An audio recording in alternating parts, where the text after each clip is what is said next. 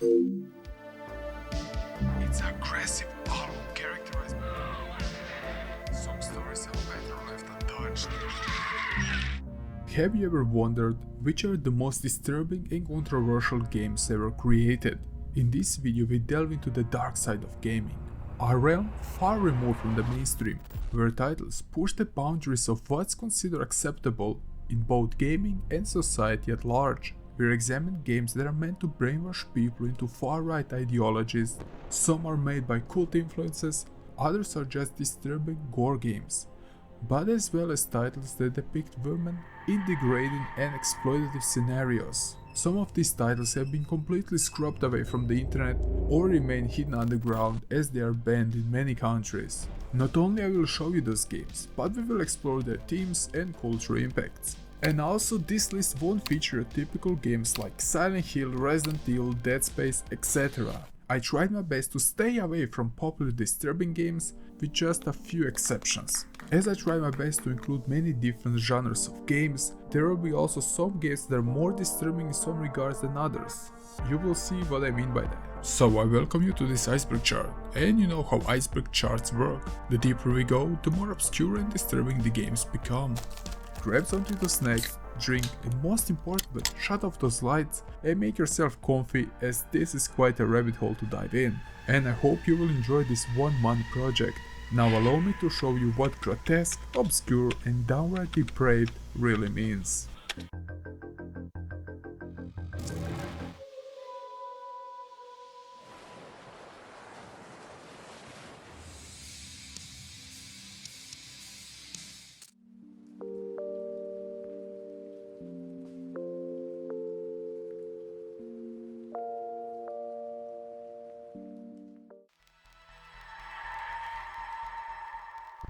Baldi's Basics.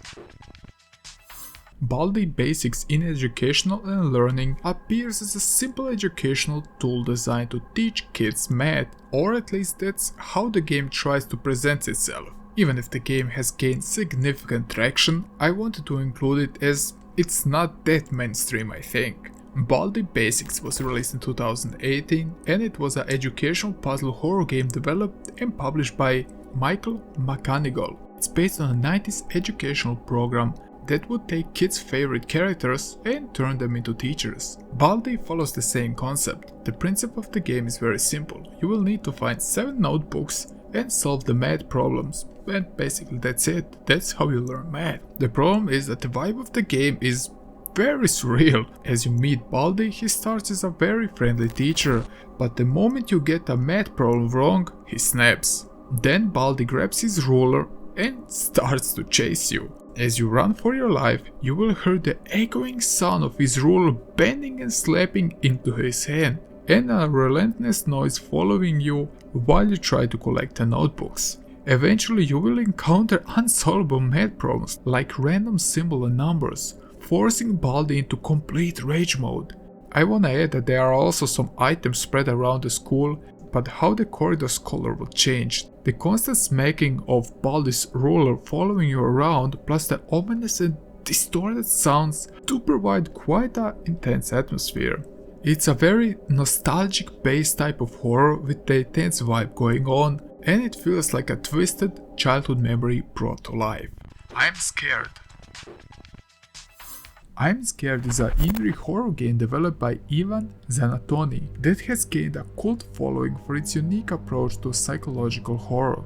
Some games feature so many jump scares that you become eventually numb by all the surprises. I'm Scared is a bit different and it manages to keep the balance. It's a pixelated first-person game that also allows to break the fourth wall to create a deeply unsettling experience. In the game you will navigate through eerie environments while avoiding an entity known as the White Face, and you will feel how the game has some cryptic undertones. The game's plot is also left vague intentionally throughout the whole game, and the first time the game crashes your PC with a blue screen, you will probably think this is a virus. But that's the charm of the game. That's why some people thought that this game is actually a virus that tries to hijack your PC.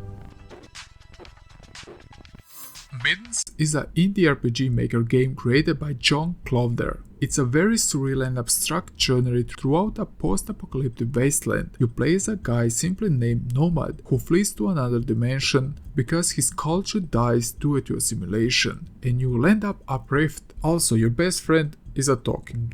The game often questions the nature of existence and purpose, with your friend telling you don't need to kill somebody, but you can if you will. Your friend also represents the power and its potential for corruption. The game is a chaotic mishmash of things. Some parts look like some old classical paintings and others resemble old video game sprites. Its abstract art style and unsettling character designs can provoke some type of surreal horror, but what do you think? Like I said in the beginning, I wanted to keep this list quite fresh and unique. Sonic Dream Collection.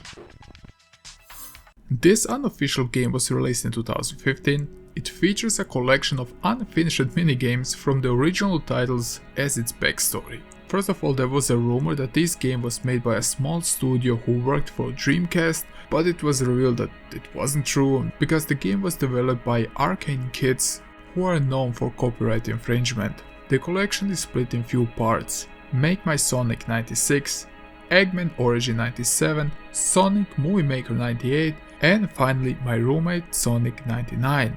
These are all parody games, and I don't know which one I should use for example, but the minigames will throw you into all sorts of weird situations, from seeing Sonic in diapers, but also a scene where you need to perform certain acts on Sonic, and it feels very creepy and weird because it's played like a VR game and Sonic gets really in your face.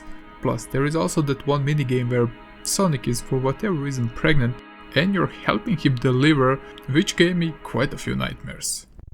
The Binding of Isaac. Imagine being a child in a happy, loving family where every day is filled with joy. But then, everything changes. Your parents divorce. You're left with your mother. At first, you see how your mother is acting weird, but as time passes, her behavior becomes increasingly strange. One day, while watching a religious broadcast, she hears a voice commanding her to purify you from evil, and this doesn't sound good at all. God demands that she needs to cleanse Isaac of any sin by stripping away his possession and isolating him. When the voice commands her to kill Isaac, he escapes into a labyrinth basement of their home, facing grotesque monsters which will over time evolve into disturbing manifestations of trauma and even visions of his deceased siblings. The story becomes even more disturbing as you learn that the game is loosely inspired by the developer's own traumatic experience with childhood abuse. It just gives the game one more unsettling layer. The game explores heavy themes such as religious fanaticism, abuse, and childhood trauma, all wrapped in a surreal and grotesque imagery. I did mention that Binding of Isaac was released in 2011 as a roguelike action-adventure game, which gained a cult following over time. It's a game that started as a simple flash game and evolved into so much more. Perhaps this game is not a top tier entry for this list, but it's a very good game. Now, a serious question. Do you want to shower with your dad? If the answer is no and you want to do that because of some hideous reason, here is a ridiculous and disturbing game that lets you simulate just that. It's also a quite well-known game, I would say, but who would create a game which is centered around being a kid running around naked and trying to find your dad in the shower? I have no idea. What I did know is that the game includes 7 mods, each of them being quite unique, from flying a bathtub, a showering minigame with a naked ninja dad, and even a bizarre naked dad detective mode. Despite all of this game is quite popular with over 7,000 reviews on Steam and they are ranked mostly positive. Also, the music doesn't have any right to be this upbeat and catchy while searching for a naked father, but it is. Also, the game would tell you dad jokes before every round. What did the mountain climber name his son? Cliff. Or, why did the kid bring a ladder to the shower? Because he wanted to reach new heights of awkwardness? So, I don't know what to say here. So, shall we move on? Shin Megami Tensei. Shin Megami Tensei is a well-established franchise that many people definitely recognize, but this time we are looking at Digital Devil Story, Megami Tensei, the game that started it all. This game was made by Atlas and it was produced long before Devil Summoner, Nocturne or the Persona series. We are talking about 1987 here. Like the modern-day counterparts, it follows the story of high school students who combat the forces of Lucifer, unleashed by a demon summoning program created by another classmate called Nakajim.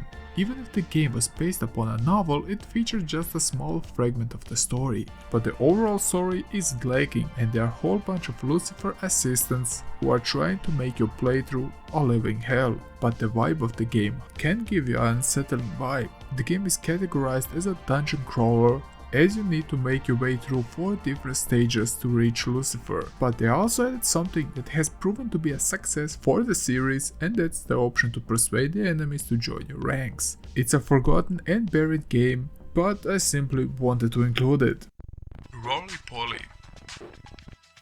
Roly-Poly games were a series of Japanese educational games released in 1997. These games were developed by Outside Directors Company and published by Shinoko Music Entertainment. The games were over time unfortunately lost. While primarily intended for kids, the creator of the games, Osamu Sato, believed that adults should also be able to appreciate them. Although a few copies of these games are known to exist, they are very difficult to find, and the game was in some hot waters, because apparently it caused a brain damage to a poor kid, because this game was actually developed by a cult who wanted to brainwash children. But this was something that Mama Max said, and we know how accurate his stories were, and I don't want to get in YouTube drama in this video because they are...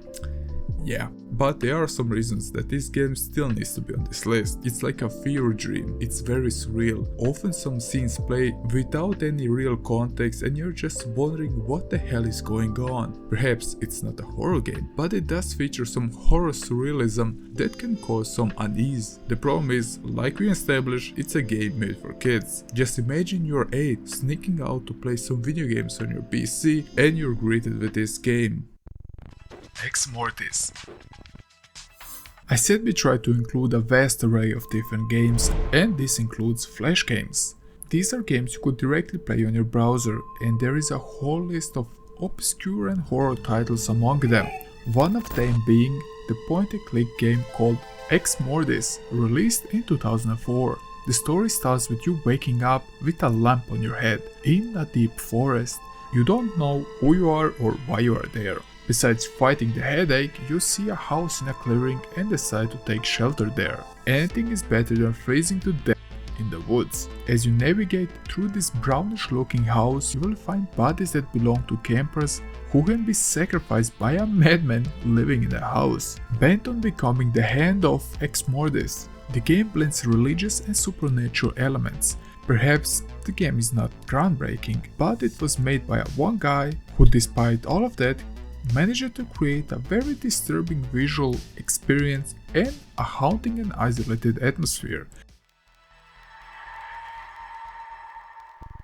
Ugetsu Kitan. Born in the world, death visits us all until one day. The life of one person continues without ever stopping. However, even by death, that spirit never dies, only receiving new lives as the diversion repeats. Is this yet another surreal PlayStation 1 horror game? Yes, definitely. And don't be disappointed. Maybe a little bit. It isn't that good, but it's a very bizarre, nightmare-inducing visual novel made by Tokonki House, first released in Japan in 1992 for the PC 98, but later it was ported with updated visuals to the PlayStation 1 in 1997. And this is also the footage you're looking at.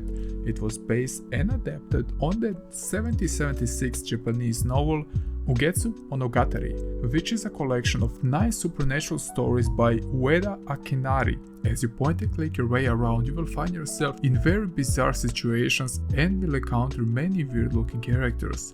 The game is heavily influenced by Japanese ghost stories and folklore, featuring vengeful spirits. Many of the stories in the Ugetsu Kitan deal also with deeply human emotions like guilt, grief and desire. Ugetsu Kitan is slow but also a eerie horror title people don't talk about. The Dark Eye. If you think about gothic horror, what's the first thing you think of? If your answer is being tied up by a redhead goth chick in fishnets, I don't blame you, but you should think about Edgar Allan Poe. The game Dark Eye was made by Inkscape in 1995. It's a first-person psychological horror game. So, what do you do in the game? Well, just like with the god chick, you will try to explore every inch of the house you've been thrown into. The characters you meet are quite eerie and mysterious. Their clay-molded faces are often distorted or have grotesquely exaggerated features. And I stated many times on the Surreal Iceberg, I hate clay animation. But this type of clay animation adds up unsettling dose of near-realism to the game's atmosphere of unease and anxiety. The game follows three Edgar stories, The Cask of Amaltidlo, The Tale Heart, and Berenice, from the perspective of both the murderer and the victim. The game is linear and it presents you with no choice to make. It's more of an experience than a game. It features all the dark fantasy elements, psychological horror, and all the bleak nature you would find in Edgar stories. Eastern Mind. Eastern Mind, The Lost Souls of Tong No is a point-and-click adventure game by a Japanese artist Osamu Sato, released in 1994. He is known for using bizarre visuals, dreamlike atmospheres and abstract storytelling. Also, if this name sounds a bit familiar, it's because this is the dude behind LSD Simulator, which was over time a template for many surreal games. If you're interested into surreal games, I have a 5-hour chart just for you, and you can check it out later. So the game's disturbing factor again is in its abstract visual department. The story follows Rin, a man who lost his soul and must travel to a mystical island of Tong No, which is also shaped like a massive grotesque human head. So you will go on a quiet adventure through multiple surreal realms and interact with some very strange beings to regain your soul. The game explores concept of life, death, reincarnation and the human soul. Again, it's a game that dives into the surreal territory. It's a hard game to describe, it's uncanny and definitely not for everyone, but what I can tell you is that the game is more structured story-wise than the LSD emulator. Paranoia Escape. Ever wondered what's the best pinball title out there? Pinball title out there is on the PlayStation 1 and it's actually a first-person shooter. If you're thinking now, what the hell is wrong with me, this little gem was released exclusively in Japan in 1998 and it was developed and published by a game studio known as Matilda. From the footage you are already seeing that this is quite an obscure title. The only reason why this game exists is that it tries to make you feel unease. There is quite a backstory here if you want to dive in, because the mind behind this game was a special effects and makeup artist who was actually behind the first Predator movie. His name in the USA is known as Screaming Mad George, and he is known for his bizarre handmade things, and he has some wicked sense of humor and also loves gore and obscure stuff. He worked with bands like Cypress Hill and 9 Inch Nails. He even formed masks for Slipknot. With all of that in mind, you know why this game is on the list. It's a very weird first-person flipper game which has a weird story and it's only available outside of the game in a lore booklet. It's very abstract and you will fight very different monsters, from ghouls, heads to other abominations, while you kick a flame which represents the ball with 2 flying angels. I mean, are you looking at the footage? Soft and cuddly. I'm pretty sure that nobody in this video knows about the ZX Spectrum. It's a quirky 8-bit home computer. It is considered the most influential computer ever made and one of the best-selling British computers with over 5 million units sold. Now, why would I say you probably don't know about it? Well, it was released in 1982, but enough of the history lesson. Let's be soft and cuddle. Wait a minute. Is the title of the game a joke? Soft and Cuddly is a horror action adventure game that was made in 1987 by John George Jones. It has so many weird things going on, it's actually incredible. I mean, the 8-bit was used to its max. But what's the plot of this game?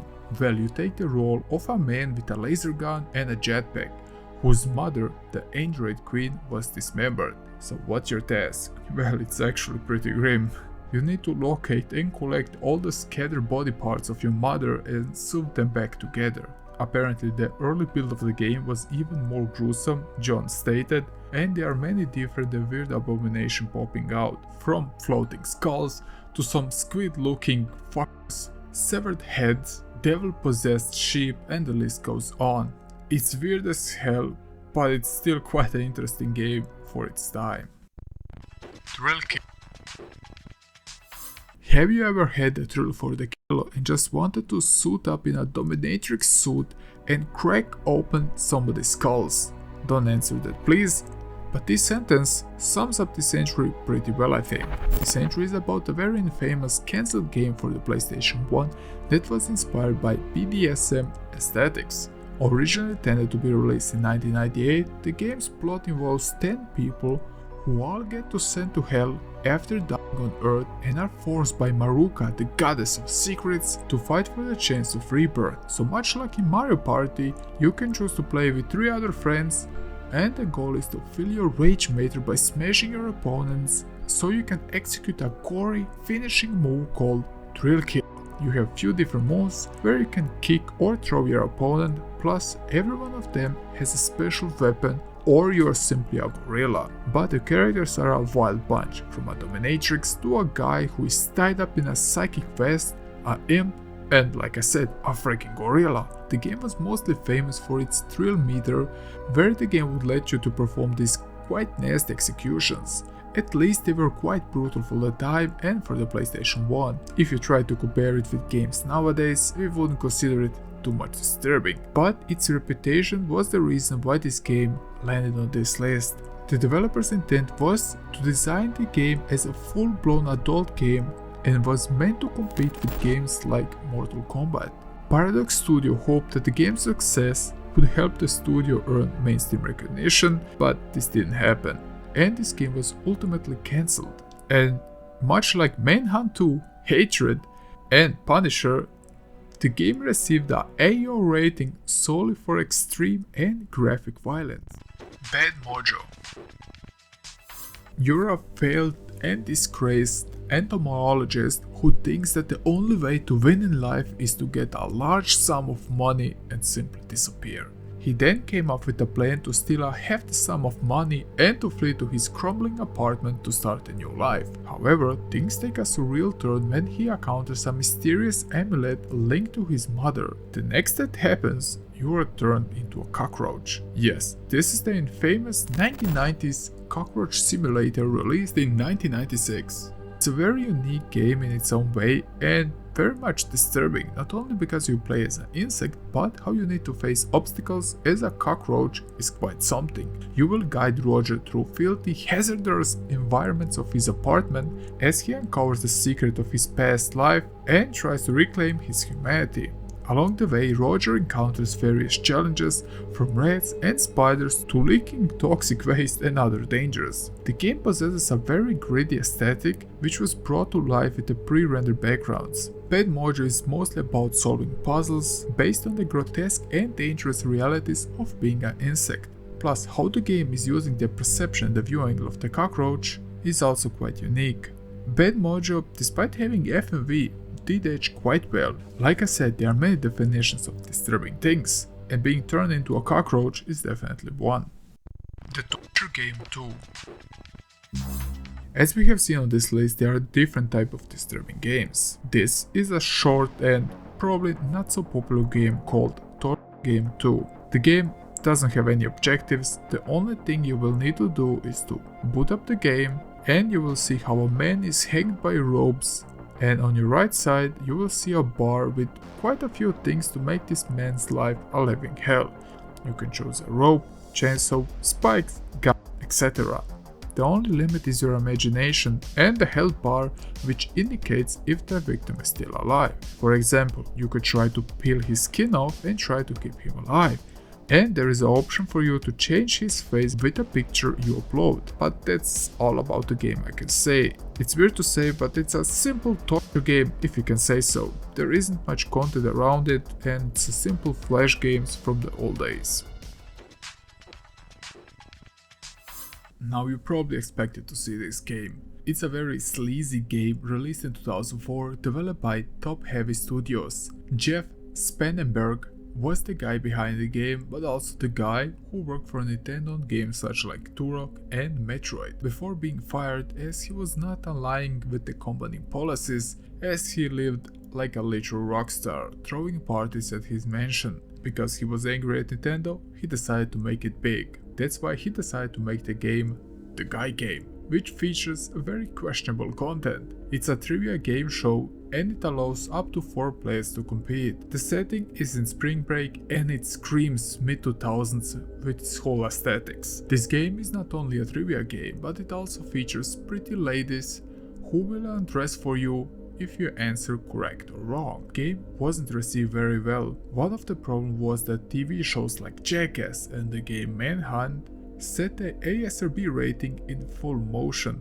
so that's why The Guy Game upon release landed into some hot waters, because at the time the ASRB rating trying to make clear rules what is okay to have in a game and what needs to be age restricted. Overall, this game is crude. It attempts to be humorous but often comes as sexist and juvenile. Not only that the game was bad, but the problem was that one of the girls featured in the game was 17 at the time and apparently didn't know how the footage would be used. She sued everyone involved and she actually won. But despite that, the game managed to sold around 60,000 copies in 2004 on the Xbox and PlayStation 2. Curse of Utaho 2.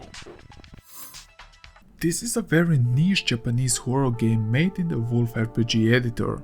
Even though the game is still in beta phase, it possesses some glitches, but there is also an English patch out there if you want to play this. The game was made by one dedicated high school student, which is quite impressive. The game got quite a following because it manages to pull off a quite unique atmosphere. The story continues on the previous entry, but in short sentences, the story follows the creepy story of Shinze Kuto. After forgetting the phone, Shinzu goes back but accidentally triggers the eerie curse of Utaho. The curse is infamous for resurrecting everyone who digs too deep into the secrets of this religion. Also, if you decide to play this game, don't play it with your headphones as it will destroy your eardrums because of its unbalanced music settings. Perhaps the game is a bit simplistic and there are even better games on the RPG Maker, but Curse of Utaho is still a creepy game. SCP Containment Breach. The SCP Foundation is a fascinating example of how horror fantasies of the internet have come together to create a dark and immersive universe. This is a collaborative project which spans multiple elements all set in this SCP universe, so it's no wonder that someone made a game about it. So let's say hello to SCP Containment Breach. 9341, a human test subject who finds himself trapped in an underground facility designed to study and contain mysterious entities called SCPs. As you navigate this eerie environment, your goal is to escape during a chaotic breach, all while evading hostile SCPs and other threats lurking around the corner. The tension is quite real as you fight for your survival and try to find your way out. Just like in Minecraft, the game features a randomly generated map, making each playthrough quite unpredictable. And every SCP is special in its own way. For example, SCP-106 enjoys torturing its victim before killing them. Or SCP-096, the Shy Guy, is a humanoid creature that enters into an unstoppable rage mode if someone sees its face, relentlessly pursuing its victim until they die. What makes the game great is its sterile, dimly lit corridors of the facility, who are oppressing and isolating. The SCP universe is so big and it's inspired so many fan-made adaptations, including literature, music, short films and even video games, as you see. Perfect Vermin. You got a sledgehammer and you need to destroy things in our office. But why? Well, you have no time, you need to start smashing. After you start smashing things around, you will find out that things you smash are made of blood and organs and making squishy sound effects. But the game doesn't give you any explanations. Perfect Vermin is a short indie horror game released in 2020. After a while, you will see a TV newsman who tells you that the office needs cleansing and you need to find the vermin. As you crush your way through the levels, you will see something strange happening to the newsman. He starts to get lumps, nosebleeds, and with every level the newsman is decaying more and more, and in the end he's just a lump of weird flesh and the levels are totally obscure and do not make any sense. But as you further dive into the game, you realize that this game is about cancer, and how the game is about a newsman who is chasing the thrill for the most important story in his life, and while he chases the story of his life, cancer is invading from him and eating him away. So perhaps you were not actually smashing things, but maybe you were in his body and trying to smash cancer. Chiller. Some consider this as one of the most violent arcade games from the 1980s. Please, once again, be just aware that we are talking about the 80s as we discuss this disturbing game. But we need to talk about this game as it had quite a cultural impact. Now, Chiller is a light gun arcade game released in 1986 by XT. The game is very simple. You have a time meter and you need to maximize your score by shooting at your victims. Normally, shooting at someone in games isn't that controversial, or it isn't considered disturbing, but there is a small little detail what made the game stand out, and that's the simple fact that your victims are tied up and unable to move, so you're gunning them down just for the sake of enjoyment. Not only is that already a bit unsettling, but the game goes in quite detail when it comes to how can you mutilate your tied up victims, from shooting chunks of flesh, separating their limbs, or just trying to mutilate their body to such an extent that they are beyond recognition. The game was eventually ported to the very family-friendly console called the NES, but of course it was censored and perhaps unlicensed. Of the Brain. Dead of the Brain is a classical Japanese visual novel and a point-and-click adventure game developed by Fairy Tail in 1992 for the PCA-98. It blends elements of horror, gore, and science fiction, drawing inspiration from Western zombie horror films such as Reanimator and The Night of the Living Dead. I mean, isn't this a good formula? The game explores themes of survival and the lengths people are willing to go to stay alive. In a world that is overrun by the undead, it delves into the darker aspects of the human nature and tests the player's decision-making skills in high-stakes situations. For its time, the game featured quite detailed pixel art depicting gory scenes like dismemberments and grotesque zombie attacks. I know what you think, a point-and-click game can be that scary, but trust me, you will get into some intense moments with this game. Scroll Stapler. Scroll Stapler is absolutely nuts. Get it? Nuts because the premise is quite simple.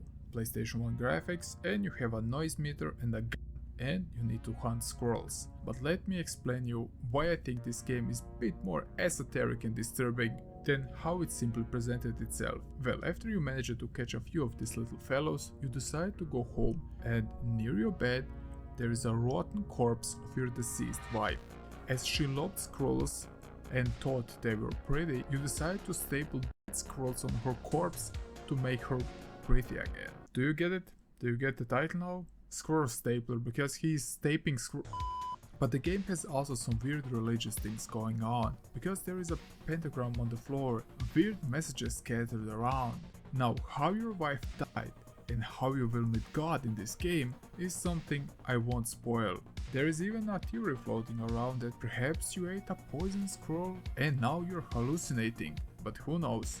Either way, this game is truly a disturbing little gem. Hotline Miami collection. Do you like hurting people?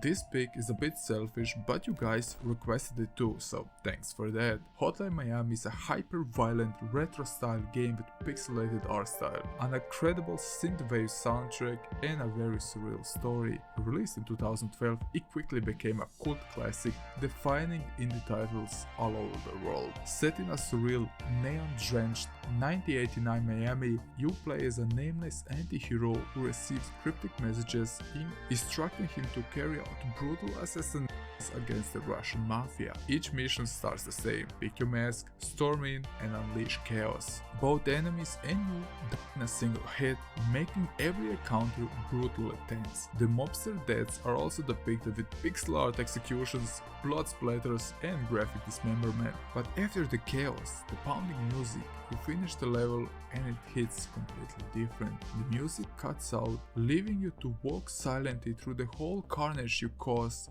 walking by still warm corpses to your car. Even if you don't get it at first, the game will put you in a very weird emotional state, but the flashes of pink and purple and grainy visuals just highlight the paranoia and the surreal storytelling of the game, making Hotline Miami a haunting, unforgettable experience you want to try. I adored this game very much, and I even didn't touch the story properly in this entry, but that's a battle for another day. Night Trap. Night Trap was a game that was completely removed from the market because it crossed boundaries and promoted immoral things. First of all, this game is a FMV game, and you know what that means. It's cheesy at its best, but also real. It was marketed as an interactive movie video game developed by Digital Pictures and originally released for the Sega CD and released in 1992. So why did this game become so infamous? The player assumed the role of a special control attack team agent, or short SCAT, who was tasked protecting 5 teenage girls spending a night at their house, which was infected by vampiric creatures called augurs. The house is filled with these hidden cameras, and the player needs to monitor the video cameras to active traps and capture the augurs before they harm the girls. I know this is weird, but let's roll with it, because games at the time were quite simplistic and mostly for kids. At least that was the public depiction of games. This game managed to build a court case because of how disturbing it was, mostly because of its depiction of grotesque violence against those poor girls who were trapped in the house. But the game's gore content was blown up out of proportion. There weren't any scenes that would surprise you or disturb you here, so why did I include this game? Because it simply sparked a huge outrage, and it would be a shame to not mention it, simply because of that, because of the controversy it caused. Phantasmagoria. Phantasmagoria is a point-and-click adventure game designed by Roberta Williams and released in 1995. Phantasmagoria is often seen as a pioneering title in the genre of interactive horror games, particularly due to its use of FMV games and ambitious narrative. The game made a name for itself by the violence and the content in the game. It follows the story of a young girl who moves into an old mansion with her husband, a photographer named Dawn. The mansion, however, has a dark and tragic history. It was once owned by a famous magician named Zoltan, who has roots to a cult. Now, despite the game costing a fortune to produce, it wasn't that good. Many weird gameplay decisions were made that players weren't so pleased with. The gameplay primarily consists of solving puzzles and interacting with the environment by clicking on objects and locations. But the gameplay was very slow, and how the game progresses with no urgency to keep going, and some animations seem unnecessarily long. But it managed to be quite disturbing and gross, especially for the time, because the game does feature some gross scenes, but it's definitely a product of its time. Fear and Hunger. Fear and Hunger, developed in 2018 by Miro Haverner, Fear and Hunger is a dungeon crawler and a survival horror RPG that stands out for its particularly dark and unforgiving gameplay. The game is not only known for its extreme difficulty, but also dark themes and unsettling atmosphere. Fear and Hunger takes place in a twisted dungeon called Fear and Hunger. The dungeon is full of grotesque monsters, traps, and disturbing scenarios. You can also play with multiple characters, each of them with their own backstory and abilities, but they are all caught in a grim struggle for survival. Over time, you will uncover the sinister story behind this dungeon, including the roles of gods, cults, and ancient evils. The game doesn't shy away from disturbing imagery or psychological horror, and much of the story is told through environmental storytelling and cryptic dialogue. And there are also the ogres with their huge clubs, and they won't stop hitting you until you're just dust particles. Left Behind. Someone said Rapture? Hell yeah, baby, Bioshock time. Wait, this isn't about the game, about the Rapture and the... Oh no. Yeah, so the next game on our hands is Left Behind. Left Behind Internal Force is a real-time strategy game developed by Left, and it was released in 2006 for Windows. The game was also based on the books called Left Behind by Tim Leahy and Jerry Jenkins, which depicts a fictional Christian interpretation of the biblical ends of times followed by the rapture. So you are set in this post-rapture world where Christians have been taken to heaven, leaving the remaining population to face chaos and destruction. So you take the control of a group of Christians believers, tasked to convert all non-believers to join their forces and not to be on the side of the Antichrist. So the goal is simple: build your forces, convert people to Christians, and defeat the Antichrists, basically everyone else, all while managing resources and maintaining your spiritual health. About the game itself, it's a pretty simple RTS game, but the converting mechanic is pretty interesting, even if it's a bit immoral. The problem here lies that Christianity is pushed heavily down your throat, and the game wasn't popular at all, and it received many poor reviews, even defamation campaigns and much more. And the game developer threatened even legal actions against all the reviewers who tried to make the game look bad. However, the game's failure did not stop to push out a few other of these games in the years following. Left Behind Internal Forces remains a weird example of how religion and gaming can be a weird combo. Dark Messiah. We have another game by Atlas, which was made with collaborations with Konami. Hellnet is a survival horror game released for the PlayStation in 1998. Set in a dystopian version of Tokyo, the game begins with you escaping the mysterious cult called the Dark Messiah. After a subway crash, you find yourself trapped in an underground labyrinth filled with monstrous creatures. They are like biomechanical creatures which seem very unnatural. The horrors are unscripted as you explore these dark, rustic corridors who are filled with those monsters. The underground setting is dark, oppressive and maze-like, highlighting the sense of isolation. It pulls off such a remarkable and tense atmosphere, with a minimalist soundtrack that only gives special effects in some areas. The player's primary goal is to survive, uncover the secrets of the labyrinth and escape to the surface. But to be perfectly clear, this isn't a good game. It's a bit rough, let's say. Also, as you progress, the monsters that hunt you down will mutate and grow more dangerous, so you need to watch your step. What also needs to be said is that there are no weapons, which make these stalker monsters even more scary. Monster Girl Quest. Correct me if I'm wrong, but the title of this game sounds like the most generic title out there. Now, two very serious questions. Are monsters whose life cycle involves essaying humans inherently evil? And is there a possibility that one day an equal society of humans and monsters will really exist? Did I involve a hentai game on this list?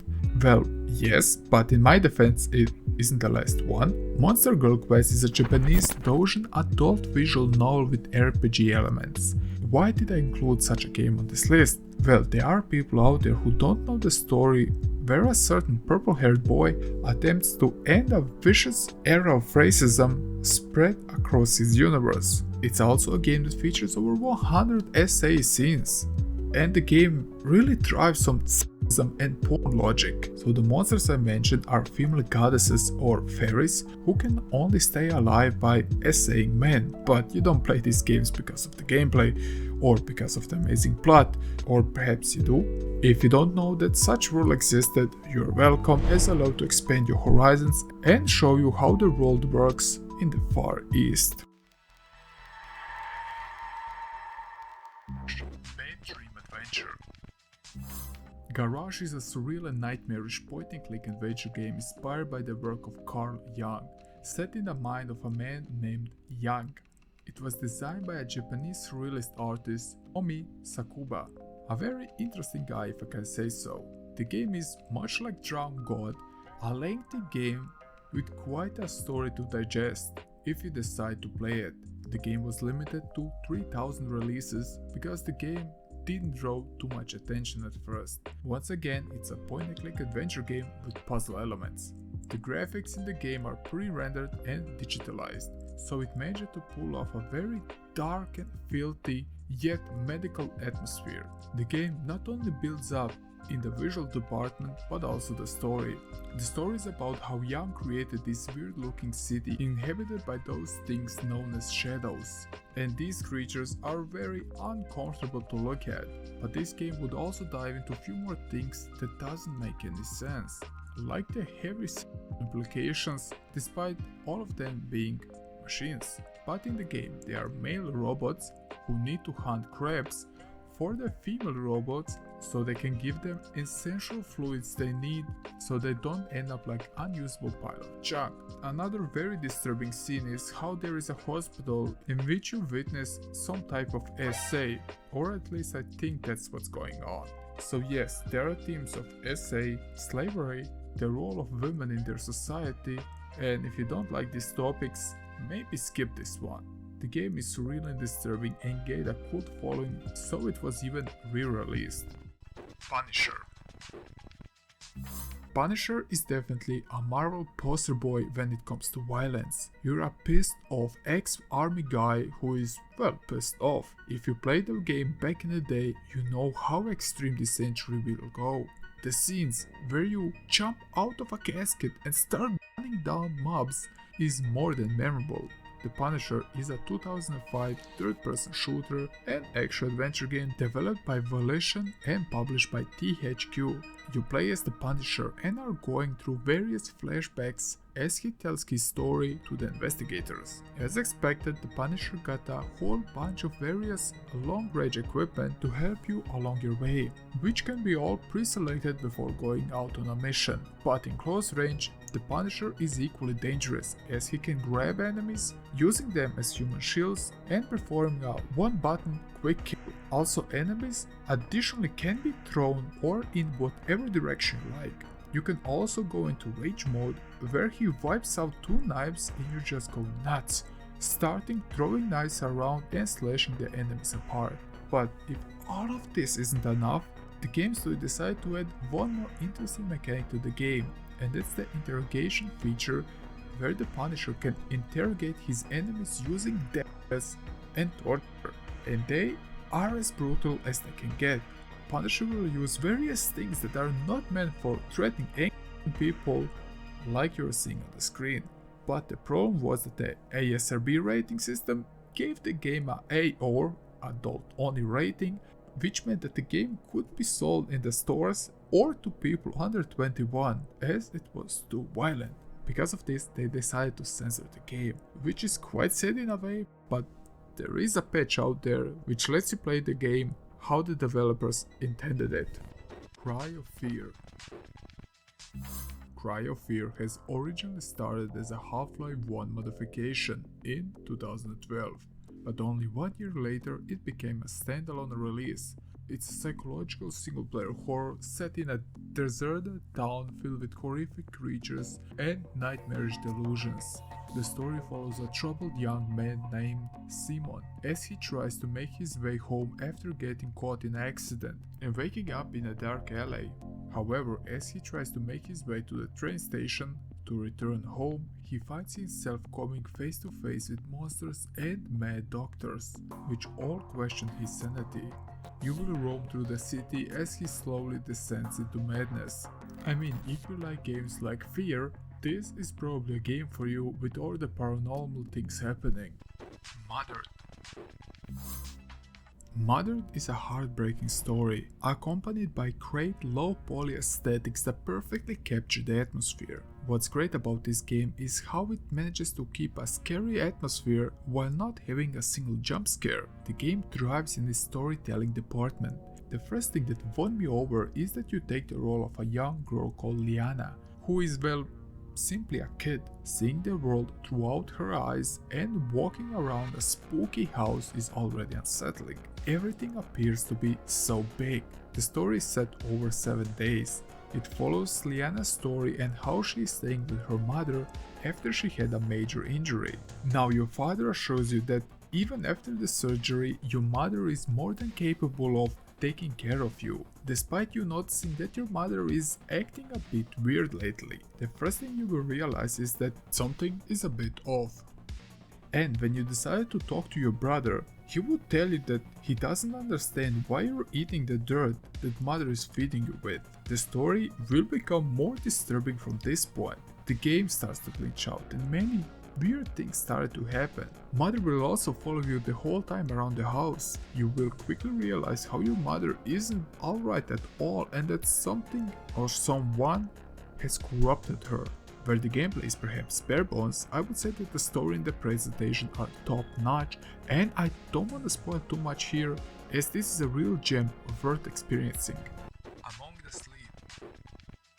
Who doesn't love a game where you take the role of a child in a horror game? Among the Sleep is a first-person survival horror action-adventure game developed by a Norwegian developer, Krillbite Studio, and it was released in 2014. The game is very creative in its environment and atmosphere. The horror aspect of this game is the fact that you're a helpless toddler in a grown-up world, but you're not alone because you have your teddy bear. But I mean, look at the teddy bear. He should be the sole reason why you're having nightmares. Now, when the child's mother mysteriously disappears, the toddler ventures into a dark, dreamlike world to find her, uncovering disturbing truths along the way. Over time, you will discover how your mom is trying to find luck in the bottom of a bottle, how the game uses symbolism, and the state of the house to portray the state of the family is a bit surreal. The game dives into childhood trauma, fear, especially related to fear of abandonment or the unknown. Check the game out, it's truly something. Power Drill Massacre. Puppet Combo is a game studio with really interesting games. I didn't find enough time to dive in. Their library consists of VHS/PlayStation 1 horror games. They're also frequently inspired by 1980s horror films, specifically slasher movies. So let's look at one of their gems called Power Drill, released in 2015. The game follows a young girl called Megan and her boyfriend after the car crash in a rural mountain road. Seeking help, they stumble upon an abandoned factory. But guess who is in the building? Well, a lunatic armed with a power drill. You must guide Megan through dark and confusing corridors and solve puzzles. And also trying to stay alive as the drill guy is lurking around the corner. The sounds he's making are so unsettling there should be a separate entry. And there are no safe spots, so after the drill guy catches you, you start all over. It's a short game based around a lunatic who wants to poke holes in you. Isn't this enough? Yep. Mouthwash. Using mouthwash is something you should take very seriously. Much like this game, it's a very unique and terrifying experience. Mouthwash was developed by Wrong Organ and it was released in September of 2024. The game immerses players in a psychological horror about a 5-person crew of Tulpar, a freighter spacecraft. Their ship was in state of emergency. It was intentionally crashed, causing irreversible damage, and now its crew is stranded in space. With its captain being so severely burned, you will need to take care of him. Once again, it's a game that adopts the PCX style, which is always a plus in my book. Atmosphere is so unreal yet jarring, but also terrifying when it needs to be. Gameplay wise, it's very raw and unsettling. Much like the story, you will need to manage resources, but also who will get the painkillers. Add nightmares about how you want to slash your crew members with the axe so you can eat them, or the time when food and medical supplies were quite low and you decided to open up the confidential shipment only to discover it only consists of mouthwash. Bad Parenting. Bad Parenting is an interesting title suggested by one of you, so a huge thanks to all the people who decided to help me with the topic of this video and helping me by adding quite a few suggestions. Bad Parenting is an indie horror game developed by a Vietnamese studio called 2002 and it was released in 2024. The game is recognized for its unsettling narrative and distinct visual art style reminiscent of the 1990s cartoons. I can just say this looks freaking awesome and there is no other way to put it. Especially with the greenish matrix color graduation, it gives you a really ominous and dirty vibe. Mr. Redface is a fictional character created by the adults who teach their children positive messages. But with the help of your doll, you will discover the true story of Mr. Redface And how is he messing with your family? How the doll is connected with Redface and how it's connected with your family, I simply won't spoil, as the path to the truth is surrounded by mystery and horror. It's definitely on my to-play list and there are over like 700 games there, but there will be a time I will have enough time on my hands to play some of those games. Perhaps I really need to start taking streaming seriously. What do you think? Carmageddon. This is a very selfish title and you can hate me all you want, but I wanted to include Carmageddon on this list as I don't know when will be the next time this game will be featured on my channel. It's also the first car game on this list, so give me some credits. Carmageddon is a breed of a game that is almost extinct. Much like Vigilant 8, it's a vehicle combat car game series developed by Stainless Games and SCI. The first installment was released in 1997 for MS-DOS and Windows. They gained infamy for its highly controversial where you can drive vehicles in a chaotic races with emphasis on destruction both of your opponents and bystanders. When the game was released, it was hated by news outlets because of many reasons. You will have over-the-top cars with spikes and all sorts of things that should not be on a car. And there are 3 ways to win the race. Be first, destroy your opponents, or kill every pedestrian in the game, including blind people, grannies and cows. It's brutal pedestrian carnage, exaggerated dismemberment and chaotic destruction. If this wasn't enough, you know how Princess Diana died in a car crash, and the game was released just about that time and they named one character Diana, which added even more fuel to the fire. Because of this, the first games were censored and banned in many countries and were hated by news outlets. But that's Carmageddon. It's exaggerated violence, it's satirical and absurd, and I think it was never meant to be taken seriously. Afraid of monsters. We had a Doom mod, so why not to have a Half-Life one? You take a role of an addict who has some problems with some strange chemicals, and the side effects are quite hard as you start to hallucinate, and these hallucinations dive into your darkest fears. Finally decide what is enough and decide to seek help in the Markland Hospital. Afraid of Monsters is a very simple game in terms of its gameplay as it borrows everything for Half-Life. This doesn't make it bad, but very functional. Where the game shines is when you step into the Markland Hospital, an abandoned demon-filled place in which you will try to escape from all the sorts of monsters that are trying to kill you. Again, mostly borrowed and replicated from the original Half-Life, but anyway. As time progresses, you will see how the problem isn't the hospital, but actually the chemicals that cause you to have this fancy trip. The cutscenes are interesting, the monsters are quite disturbing. It's also a very dark game, with many strange noises that try to scare you. The soundscape is filled with eerie ambient noises, unsettling whispers and disturbing musical songs, which contribute to the creepy atmosphere. So if you want to fight your sleep paralysis demon, this is a perfect simulator to prepare for that fight. Hatred. My name is not important. What is important is what I'm going to do. I just fucking hate this world and the human worms feasting on its carcass. My whole life is just cold, bitter hatred, and I always wanted to die violently. This game is an isometric first and third person shooter, with you being in control of someone who resembles your average black metal fan gone postal. Hatred isn't just a disturbing game, but it's also a very infamous one. Released in 2015, you play as an edgy protagonist who goes on a rampage. He hates the world, he hates humans, and everything about it. This is why he decides to embark on a genocide crusade against the entire human race. That's basically the plot of the game. Hatred used a black and white art style for the game, and I really adore how they use this aesthetic as an approach to only highlight things like fire and blood, because this is probably the way how the protagonist sees the world around him. He has a clear mission on his mind, and that's committing suicide and killing millions of people by blowing up a nuclear power plant near the city. The killing of civilians is also very embraced in the game, because if you see somebody crying in pain on the ground, you can brutally execute them, regaining health, so it's very essential to the gameplay. Upon its release, the game was completely banned from Steam. but due to fans' pressure, the game was later brought back with a personal apology from Gabe Newell, the creator of Steam. It's also the third game that received a AO rating for extreme violence rather than sexual content, besides Manhunt 2 and the unreleased game Thrill Kill. Both feature on this list, but it's the short and grisly story of hatred. Custer's Revenge.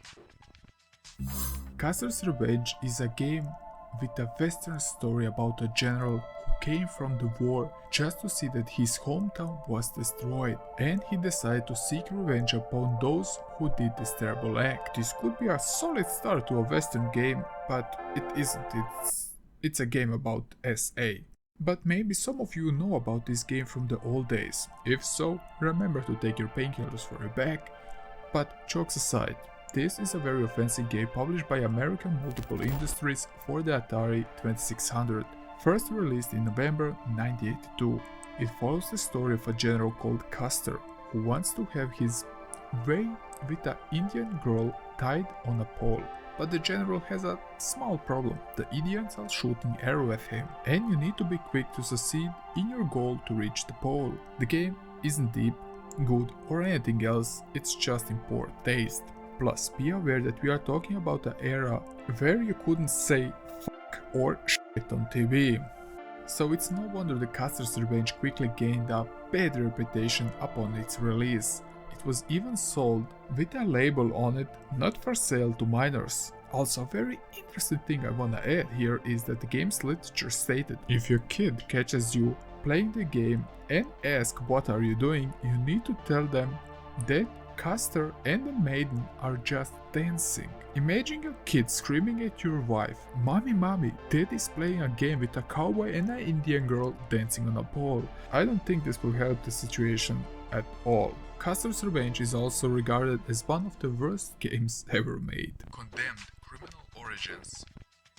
This is a FPS game developed by Monolith and released in 2005. What makes this game unique is how it starts like a shooter, but after a while it reveals its true gameplay, and that's melee. The game was quite hard when I first tried it as a kid, but also quite scary, as the style of the combat means face-to-face encounters. You play as Ethan Thomas, a FBI agent working for the Serial Crimes Unit. Ethan was framed for a murder of two fellow officers while investigating a grisly crime scene. Forced to go on a run, he delves into the corrupt underbelly of the metro city to track down a sadistic serial killer known as the Matchmaker.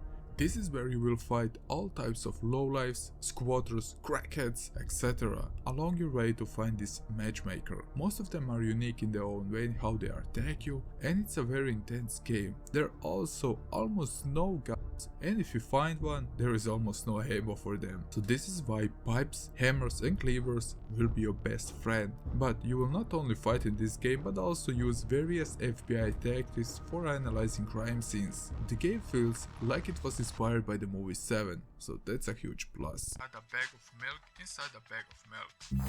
I know that this sounds quite weird, but this game is quite something. It's a very short visual novel, clocking in about 20 minutes. The objective is simple. It's a visual novel style in which you're assisting an unnamed girl going to the store and buying milk. This is the simplest way to describe this game, and it's very simple at first look, but the game is about mental illness and also lactose intolerance.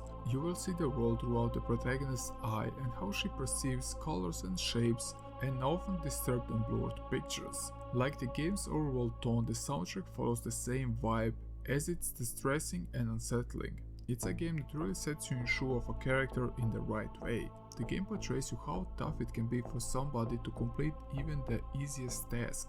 Its disturbing part lies in its exploration of unflinching surreal exploration of mental illness and trauma. And some people would consider this game as pretty raw because of its topics. Harvester.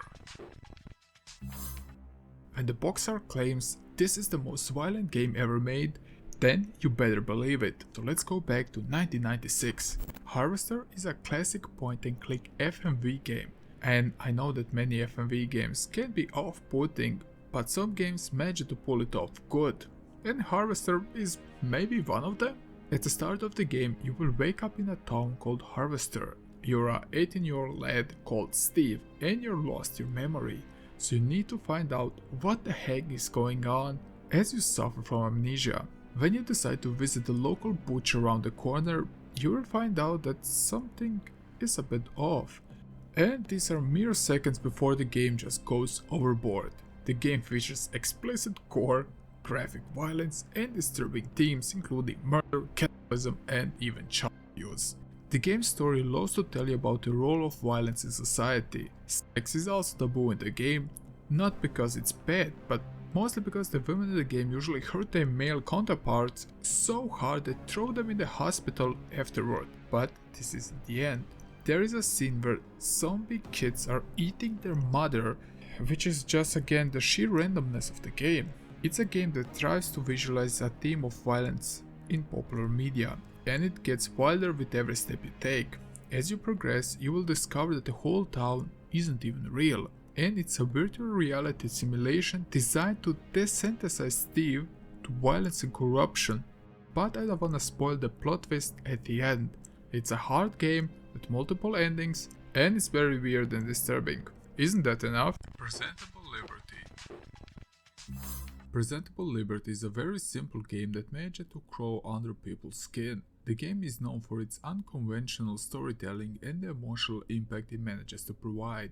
Imagine you are trapped in a prison cell, and the whole world is affected by a virus created by a guy known as Dr. Money, so he can make more money. Now guess why I'm called Snorky. The whole game is structured around you being in a prison cell, where you over time would receive different letters from Dr. Money, Mr. Smiley, Charlotte, and Salvador. Your whole world is in these four walls. Your whole perception about the world outside is from those four people, which is a bit scary.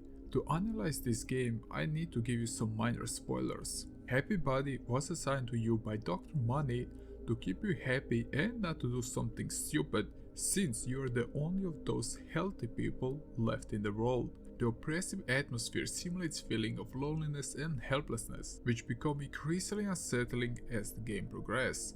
You will also receive small gifts that will make your time less lonely. From the get-go, you see that the game isn't that simple like at first look. Presentable Liberty is disturbing, not because of jump scares or gore, but because it traps you in a psychological nightmare.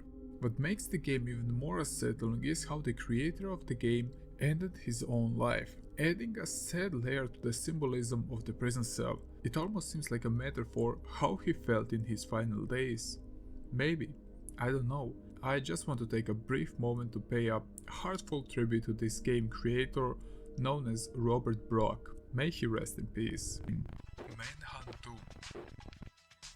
Manhunt 2 is a game that needs no introduction, and there are so many videos made about this game, it's completely absurd, but there is a reason why I decided to put it on this list. In this entry I want to address the uncensored version of Manhunt that was ultimately cut and censored so heavily to not get the adults only rating. Manhunt 2 is a psychological stealth horror game developed by Rockstar Games and released in 2007. It's truly the black sheep when it comes to Rockstar library, not because the game is bad, but because of the sheer amount of gore and violence. The protagonist is Daniel Lamb, a former scientist. After escaping from a mental asylum with his companion Leo Casper, Daniel embarks on a journey to uncover the truth behind the imprisonment and his lost memories. As the plot unfolds, players explore themes of psychological manipulation, brainwashing, and how the government is involved with all of that. It's a dark and gritty game, especially the second part, as you kill so many innocent people, like killing a guy with a stapler in front of his child. It's not only a violent game, but also a very creative one, as there are so many weapons and types of executions you can do. It's truly staggering.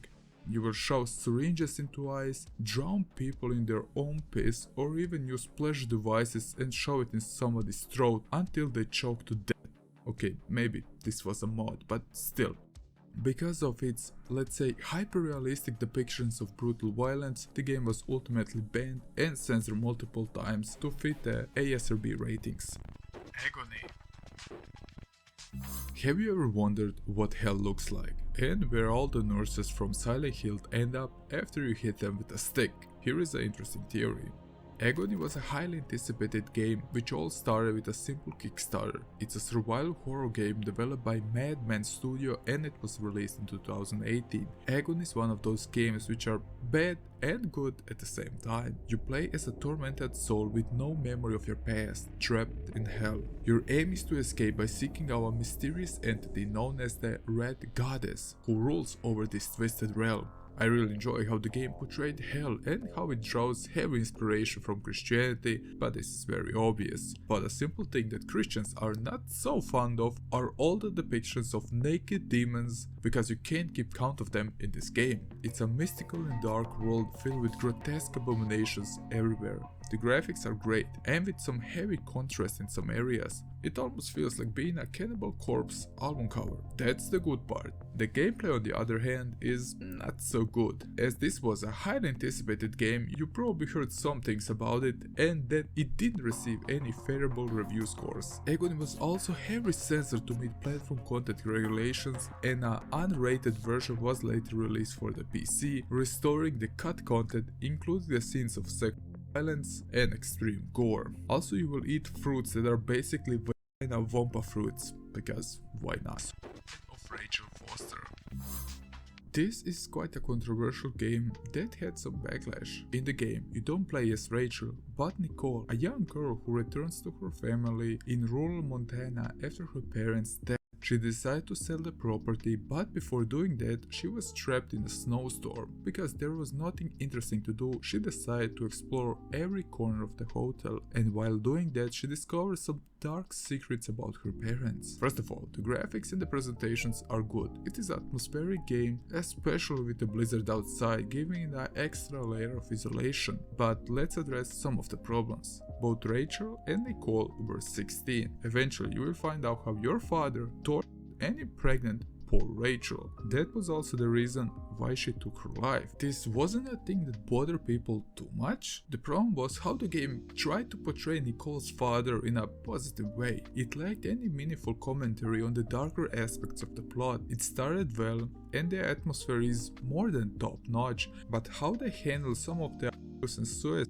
portray of the father rubbed many people the wrong way. The topic isn't a problem, as there are many games that uses very wild cases for their inspirations, but how the game tries to execute this grand shocking plot twist and revelation at the end lands quite flat and disrespectful.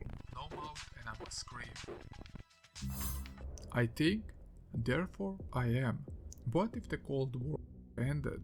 What if America, China and Russia needed some help and decided to make a super AI, something that would give them the edge against their opponents? So imagine that every of these three countries made a super AI, but something strange happened. Well, these three AIs decided to combine power and knowledge and decided to wipe out the humanity. But the problem is that this supercomputer needs some company and decided to leave a few people alive, but only so he can torture them for all eternity, from eating rotten food, sleep deprivation, or just simple mental torture. Besides Bad Mojo on my gaming shelf lies also this gem of a game, and the name of this game is of course I Have No Mouth and I Must Scream.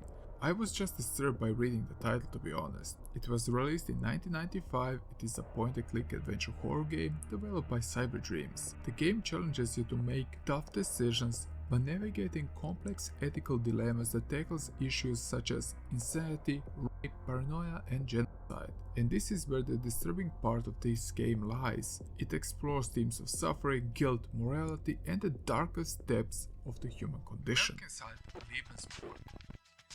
My Child Lebensborn is centered around a German ideology set in the Second World War, where they made a village dedicated to making the perfect race. Simply to put, it was a breeding program to raise the Aryan race. My Child Lebensborn is a 2018 social simulation game developed by Sarpeta Studio and published by Encopilot.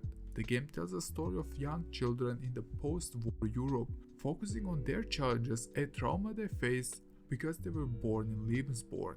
These children would often referred as the Lebensborn children and were subject to intense discrimination and social stigma.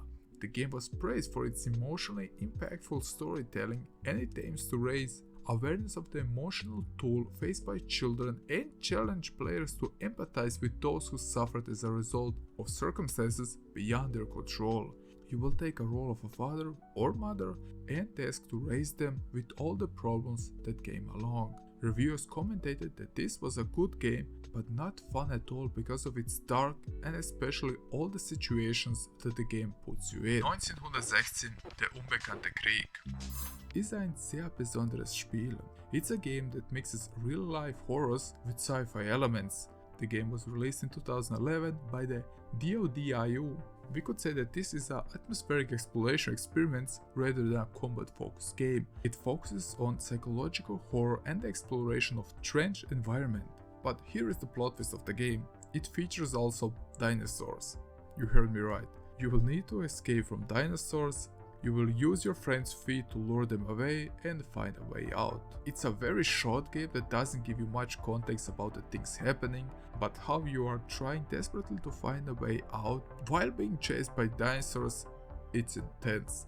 Plus, I don't know if I ever heard about a game that was focused on trench combat. There were definitely games who would throw you in trench combat, but never tried to explore it. Plus, the dinosaurs are just a share of the town. Omori. Omori plunges you into a dark, introspective world where bonds of friendship clash with the crushing weight of depression on a young mind. While the game plays homage to Earthbound, Omori is far more mature. The sole fact that the only way out of the protagonist's dream is by stabbing himself with a knife speaks volume about its tone. In the game, you will play in two worlds, a vibrant surreal dreamscape and a bleak, dark real world, each reflecting the protagonist's inner turmoil.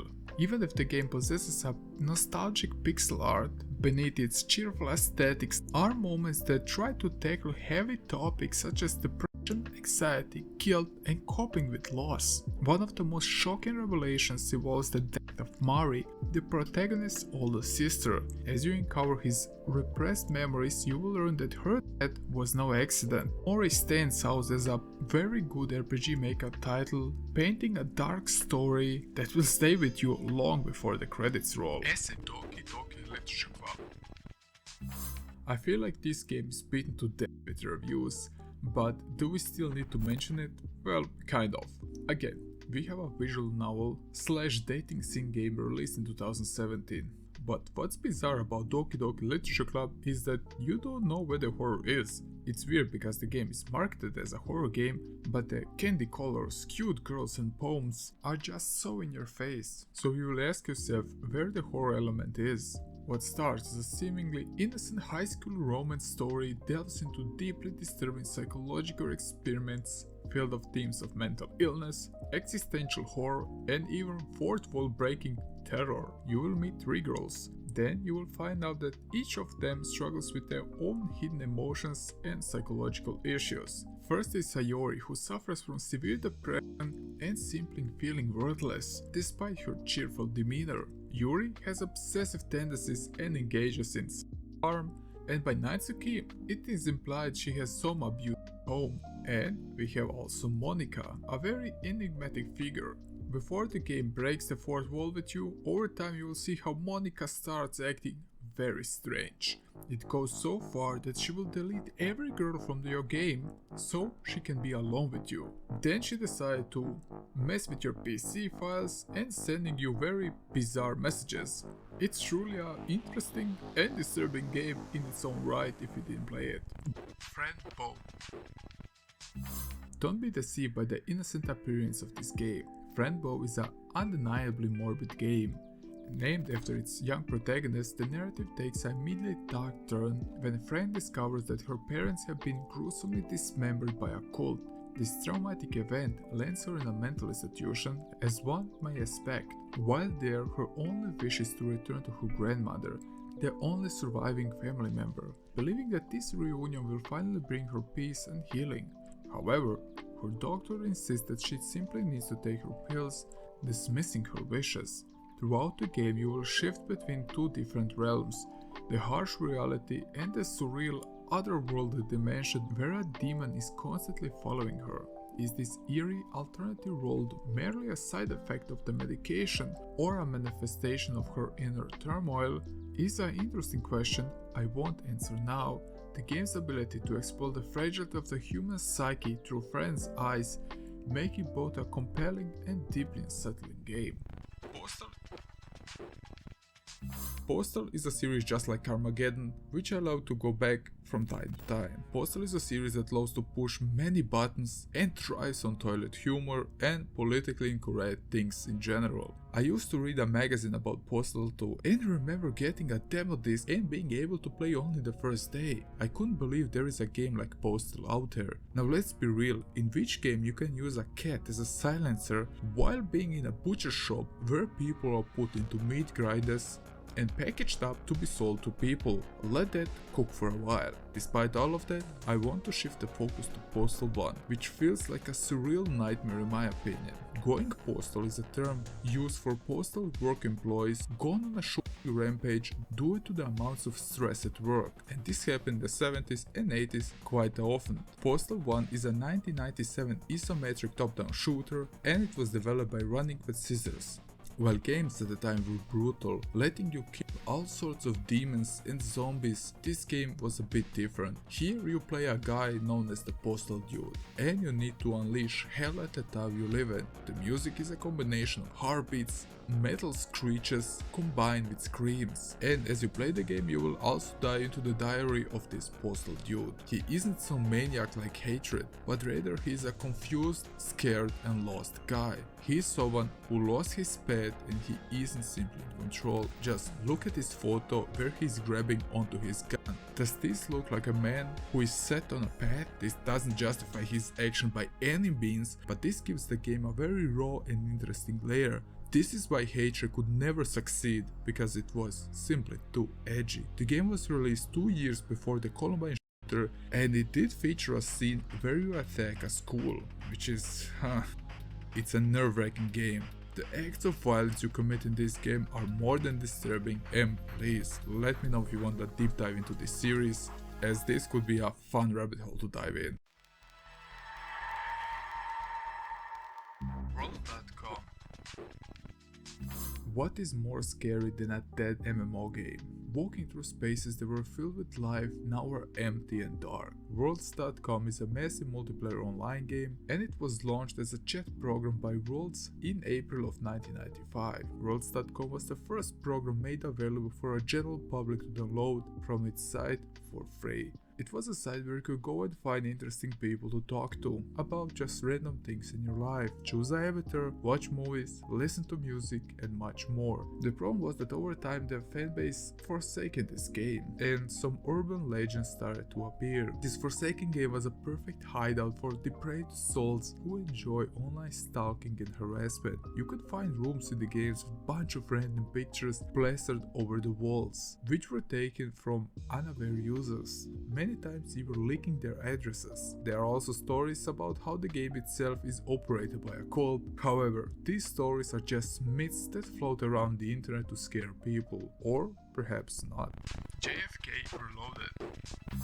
JFK Reloaded isn't just a game, it's more like a science project by a group of 10 individuals aiming to determine whether the assassination of the US President John F. Kennedy could be even possible.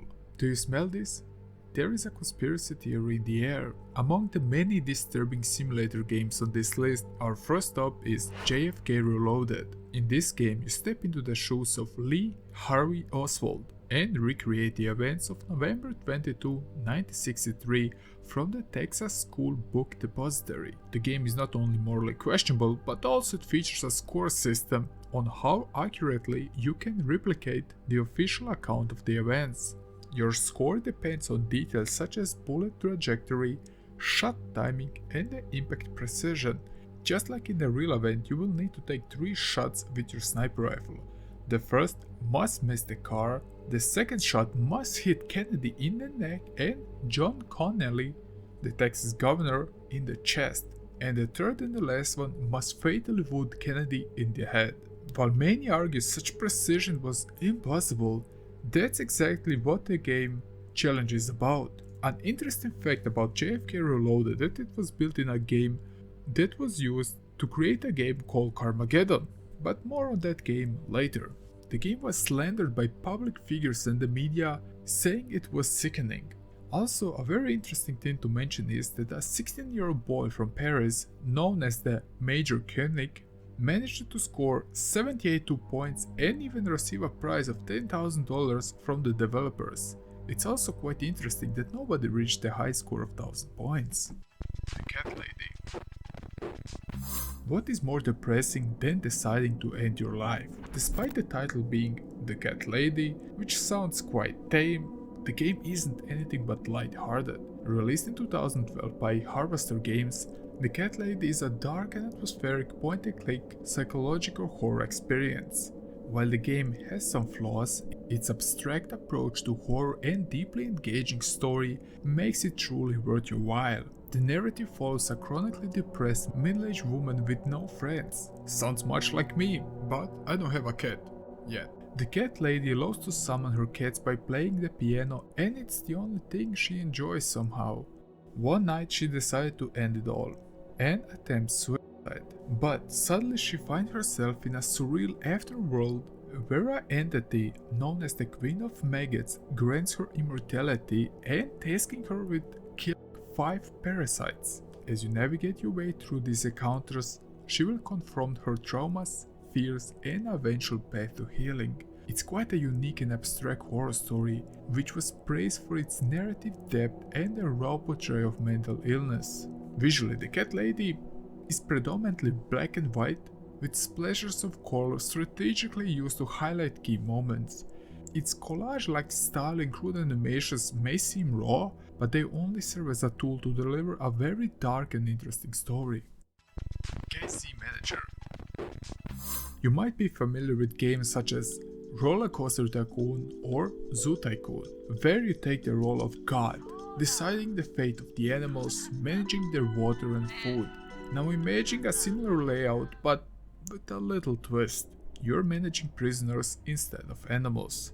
That's the premise of KZ Manager, a game that was released in 1998 that gained quite a cult following in Germany and Austria. In KZ Manager, you assume the role of a camp manager, making decisions that directly affect prisoner survival and resource management. For example, if you don't execute a sufficient number of prisoners in a timely manner, your reputation in the public eye will plummet, and if you don't have enough prisoners working, you will eventually run out of resources and eventually have to shut the camp down.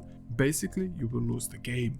It is also important to note that KZ Manager was banned by the German Federal Department for Media Harmful to Young Persons in October in 1990, making its distribution even illegal. Also, the game is completely in German. Und natürlich ist es auf Deutsch. Auf welche Sprache sollte es sonst sein?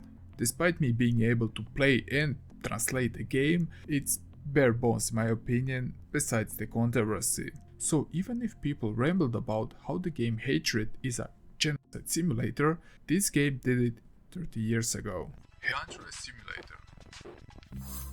Who decided to put Yandere Simulator on this list? I sure didn't, but somehow the game mysteriously creeped its way in. Well, whatever. If you never heard about Yandere Simulator, it is a stealth and life / dating simulation game developed by Yandere Dev, first released as a debug build in 2014. It's still technically in development and let's be real, it might be never finished, but that's besides the point.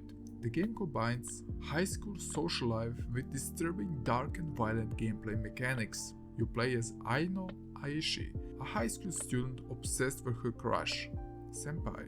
She'll do anything to get rid of her romantic rivals, whether it's spreading rumors or sabotaging their life. So what makes this game disturbing? Well, besides their creepy panty shot mechanic, yep, you're tasked with sneaking up to girls and taking inappropriate pictures. But don't worry, there is a disclaimer, they are all legal.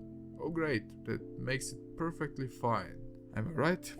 Nope, it doesn't. It's unsettling and weird, and it's controversial for a reason. As I said, the girl would do anything for her crush, and I mean everything. You will kidnap other girls, torture them, and you will kill in gruesome ways. Everything for your senpai. The developer got some criticism for glorifying violence, particularly in a school setting. It was banned on Twitch due to graphic content, and also there are some weird and unsettling allegations about Yandere dev, but I don't want to open that can of worms here. Fragile.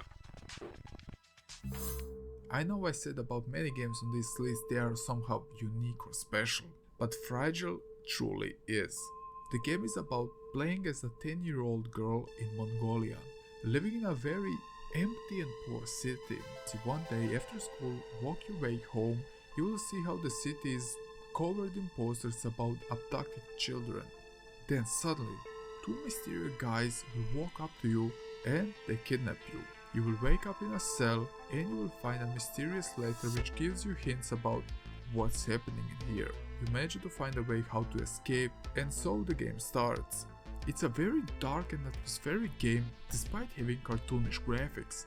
After you slowly work your way through this mysterious building, over time you will discover this is an abandoned mine which is used for abducting children so they can cut them up and harvest their organs, but the empty corpses that were left are used for meat to be sold. The game's disturbing portrayal of real-world horrors offers a bleak and thought-provoking experience you won't find anywhere else. It's a very unique yet beautifully animated game about some evil things happening on Earth. Kindergarten Killer. While the previous game was thought-provoking and serious in its own portrayal of stories, this isn't so much. It's a very crude and short flash game made in 2002 by Gary Short, where you play as a janitor and tasked to kill children before the children kill you. And you will also fight against police and teachers. I would like to tell you some interesting lore about the game, but there isn't any. It was just created to be offensive, I guess. It's a simple flash game, but the game managed to generate some backlash and outrage due to its premise. I also found out that the game was used for a reference in a 2012 news article by NBC about violence in games. Keep her awake. We have a lost media entry here, but I managed to gather some details about the game to share with you. Keep Her Awake was an online game that was made to coincide with the release of the 2010 remake of A Nightmare on Elm Street. The game was about keeping a girl safe from Freddy. Now you probably know that the character Freddy is known for diving into people's dreams, so you need to keep her awake at any cost. What's interesting is that the game was a FMV game, so it's basically like an interactive movie, at least from the pictures I have found. Now the methods you can use are quite extreme. It first starts with some simple things like cold showers, shoving coffee down her throat, but then the game goes one step further and offers you options of mutilations just to keep her awake.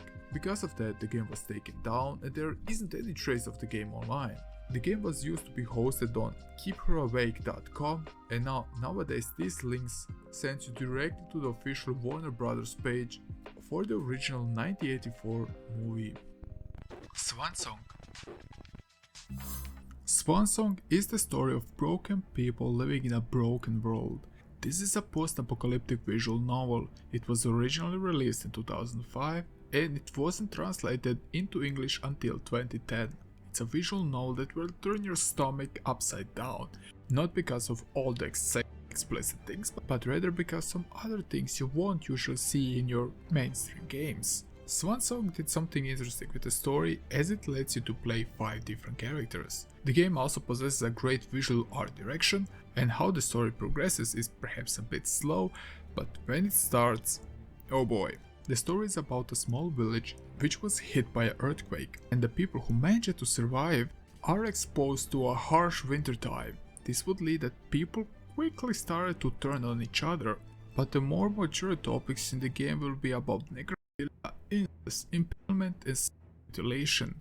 I mean, there is a scene in the game where a girl is running out into the snow completely naked with men's blood dripping down her legs. And there are also some elements to the game which were described by the fans something unnecessary. If you can stomach the mature topics, you will find a very interesting game here. Hong Kong 97. Hong Kong 97 is an unlicensed game for the SNES from the year 1995, developed by Happysoft. Now, come on, Snorky, how a SNES game could be remotely disturbing? It's just a bunch of pixels. Wait and see. The game was released in Japan in 1995. Well, there are somewhere like 30 copies of this game floating around, and the chance you will see one or get one are 0 to none. But Hong Kong 97 tells a story where Jackie Chan, the cousin of Bruce Lee, wipes out 1.2 million communists. At the same time, the deceased Deng Xiaoping is resurrected by a secret project conducted by the Chinese government as an ultimate weapon.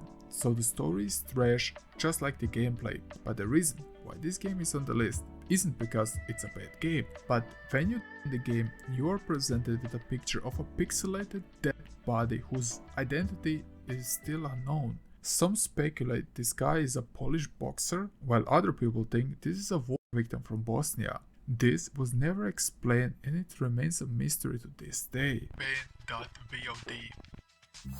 Rootpain.vod is the first mod we have on this list, and a very confusing one, just warn you. It's a Doom mod released in 2013. The game just starts and throws you in, and you find yourself in this somewhat flashy environment with no hits about what's going on. Because your curiosity got the best of you, you started to explore, and you will stumble upon these two floating things. Because you can't interact with them, you decide to take a gun and do what you normally do in Doom and shoot it. But if you decide to destroy them, you will hear a agonizing woman scream, and when you decided to go back, suddenly a flying fetus appears and tries to attack you with no apparent reason. Then the realization hits you. The flashy environment, those two floating things and the fetus. You are actually in a womb, and you're playing as a parasite who is trying to kill the fetus. Numerous abortion references were hidden throughout this whole mod, plus the fetus was a real picture taken from a medical book called Kyoto Embryo Collection, just to add that extra step of realism. This is quite an interesting rabbit hole, but I don't want to get any deeper than this. It's a Doom mod where you play as a parasite in a womb. Story of Kamikoshiki Village. The story of this game is intertwined with one of Japanese darkest and most infamous cults out there, the Aum Shinrikyo group, founded by Shoko Ashihara in the late 1980s. Shoko first started this group blending elements of Buddhism, Hinduism and apocalyptic Christianity. However, it gradually transformed into a violent cult driven by paranoia, but that's a story for another day. The game is a very unique and satirical Japanese Doujin research management strategy game. It was developed by Happysoft and it was released on PC 98 in 1995. Even if the game is making fun of them, there are also some darker twists in which the game lets you play through the events of the infamous 1995 Tokyo subway gas attack, which is wrong on so many levels. But it's important to clarify a common misconception. The game was not produced by the cult as propaganda, as like I said, it cleverly mocks the cult members and even includes humiliating footage that was covered by the media. The game also uses full motion video plus real life footage like I said. It's a disturbing game that follows a journey of a man who transforms from a humble yoga instructor into a self-proclaimed Jesus, ultimately establishing his own religion, and evolving into an infamous Japanese cult leader. While the gameplay may not stand on its own, the unsettling backstory is truly what sets this game apart from any other game on this list. Sad Satan. Sad Satan is a game that shook up the internet space in 2015. It's a cryptic and unsettling game rumored to have originated on the dark web. Sad Satan is presented as a first-person walking simulator. You will navigate through dark and claustrophobic corridors while encountering cryptic messages, audio clues, and even some photographs. From JFK's last day, to the devil, to even Tsutomu Miyazaki, a very evil person who did many unspeakable things. The game was like a creepypasta unfolding in front of you, and people over time started to wonder what's the story behind this game. At first it was only a playthrough on YouTube, but eventually the game was leaked and posted on 4chan. After people started to play the game, people were disturbed by all measures. Not only photographs of mutilated corpses, but also actual CP. You heard me right, the Doors version of Alabama song place, beginning with the line "Show me the way to the next little girl." Also, the game not only possesses illegal materials, but it also contains malware that could hijack your PC. Later there was a clone of this game posted even on Steam, which was the clean version of the game, but if you're interested in the whole story, let me know. Standoff. We have one more game that raised quite a few eyebrows in the news realm. Active Shooter is a first-person shooter developed by Russian game developer Anton Makarevsky. The game received so much backlash the first time it was scheduled on release on June 6, 2018. After Valve removed the publisher from the platform, the developer decided to release the game independently as an early access title. So what's so disturbing about this game? Well, the game puts you in the shoes of a SWAT member who needs to infiltrate a school and save it. Sounds very simple, but you can also play as the school shooter. This managed to cause so much backlash that an online petition has attracted over 100,000 signatures to cancel the game. The game's depiction of its story was widely condemned as tasteless and insensitive. The game itself is very bare bones and it's very mediocre at best. It doesn't have any deeper meaning or story behind it to justify the violence it portrays. Drowned God. Drowned God: Conspiracy of the Ages is a science fiction adventure game that was released in 1996, and it's quite a rabbit hole. I can't do any justice here. As there is so much to talk about here, I can do a 1-hour video just about this entry.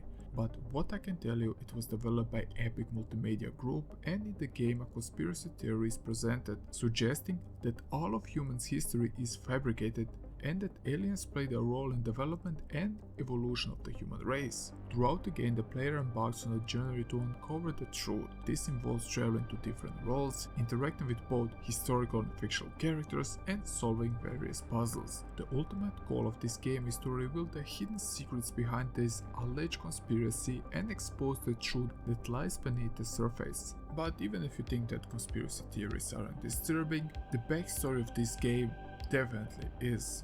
The creator of this game, Henry Horse, has actually stabbed his terminally ill girlfriend more than 30 times, then killed her pets before throwing the knife on himself.